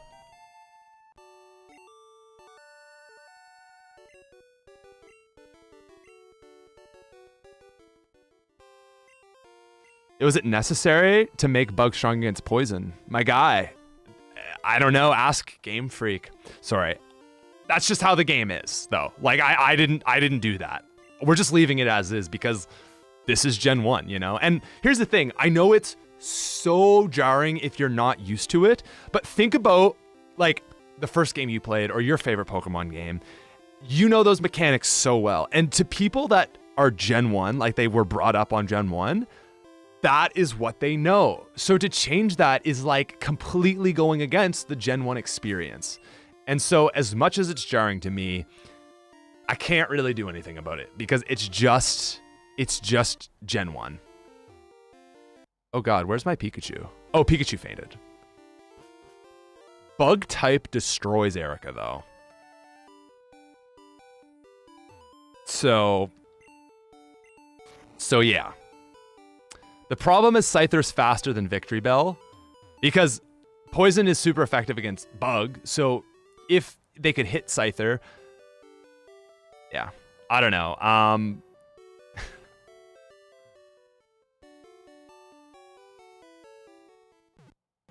Dude, make Erica stronger. She's so strong. Like, if you don't have a Bug-type Pokemon, she is really... If you don't have a Bug move, she's crazy. And then if you have a Bug move, you get that. So, like, what do you do for Erica? Like, what are your other grass options?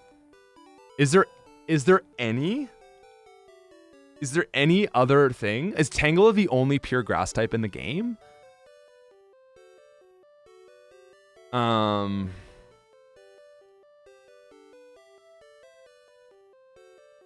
Paris.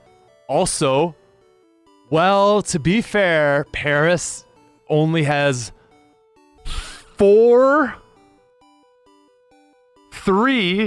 times weaknesses. It's even worse. It has 3. Grass, no, flying, fire, and poison. God damn it, dude. What do you do with Erica? Like, you don't need her to be that good, but this is insane. Okay.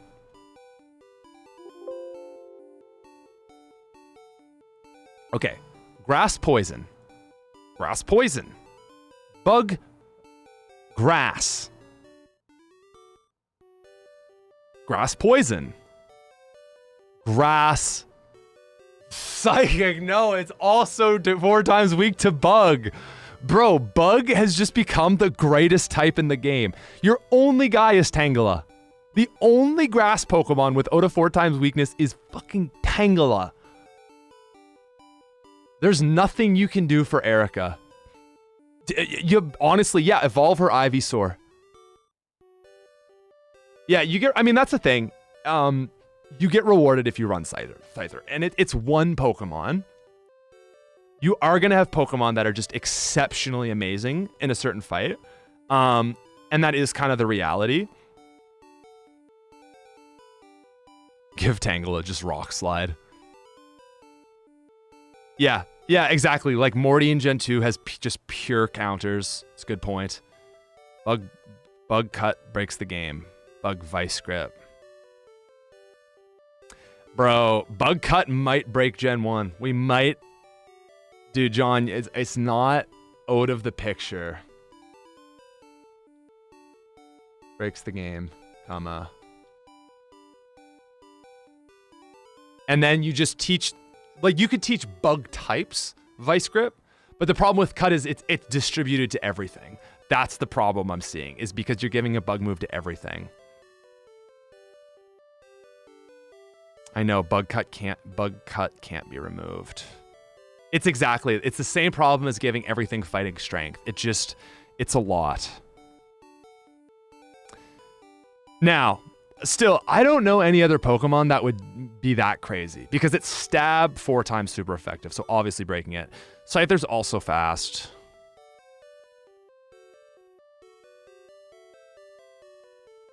Cut was needed in it due to balancing.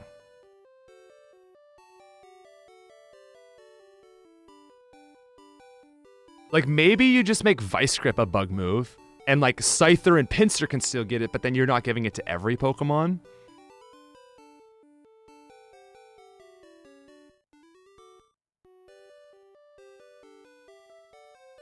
Or you just gotta remove Scyther from the early game, which sucks, because I love Scyther. I mean, also, like, you're saying Bug is now arguably the best type in the game. I think the thing you guys gotta remember is you just saw a move. Like, if you just watched, you basically just watched, like, a team of 4 Gyarados getting, like, electrocuted. Like, it is not representative of the whole game. Scyther has also been not that good up until this point. Like, Scyther has been probably my worst Pokemon on my team, because it's like Cut is bad against a lot of stuff. You just watched it against the one thing that it's really exceptional against. I kind of feel like maybe Scyther after Erica. Well, the thing is, Scyther was always available before Erica. You just had to go to your way. But I do think maybe Scyther after Erica.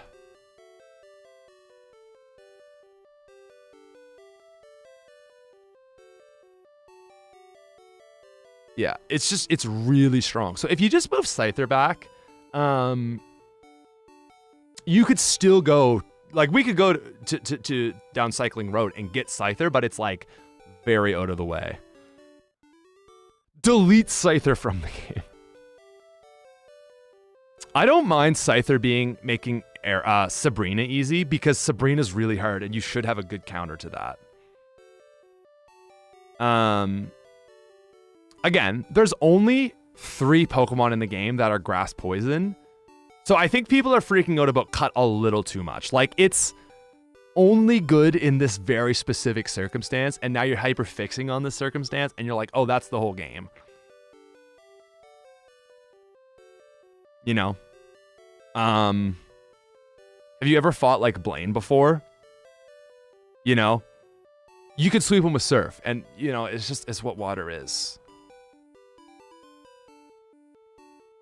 Hard counters are definitely fine. I think if Scyther wasn't here, I think it might be better. You also get Ice Beam TM here.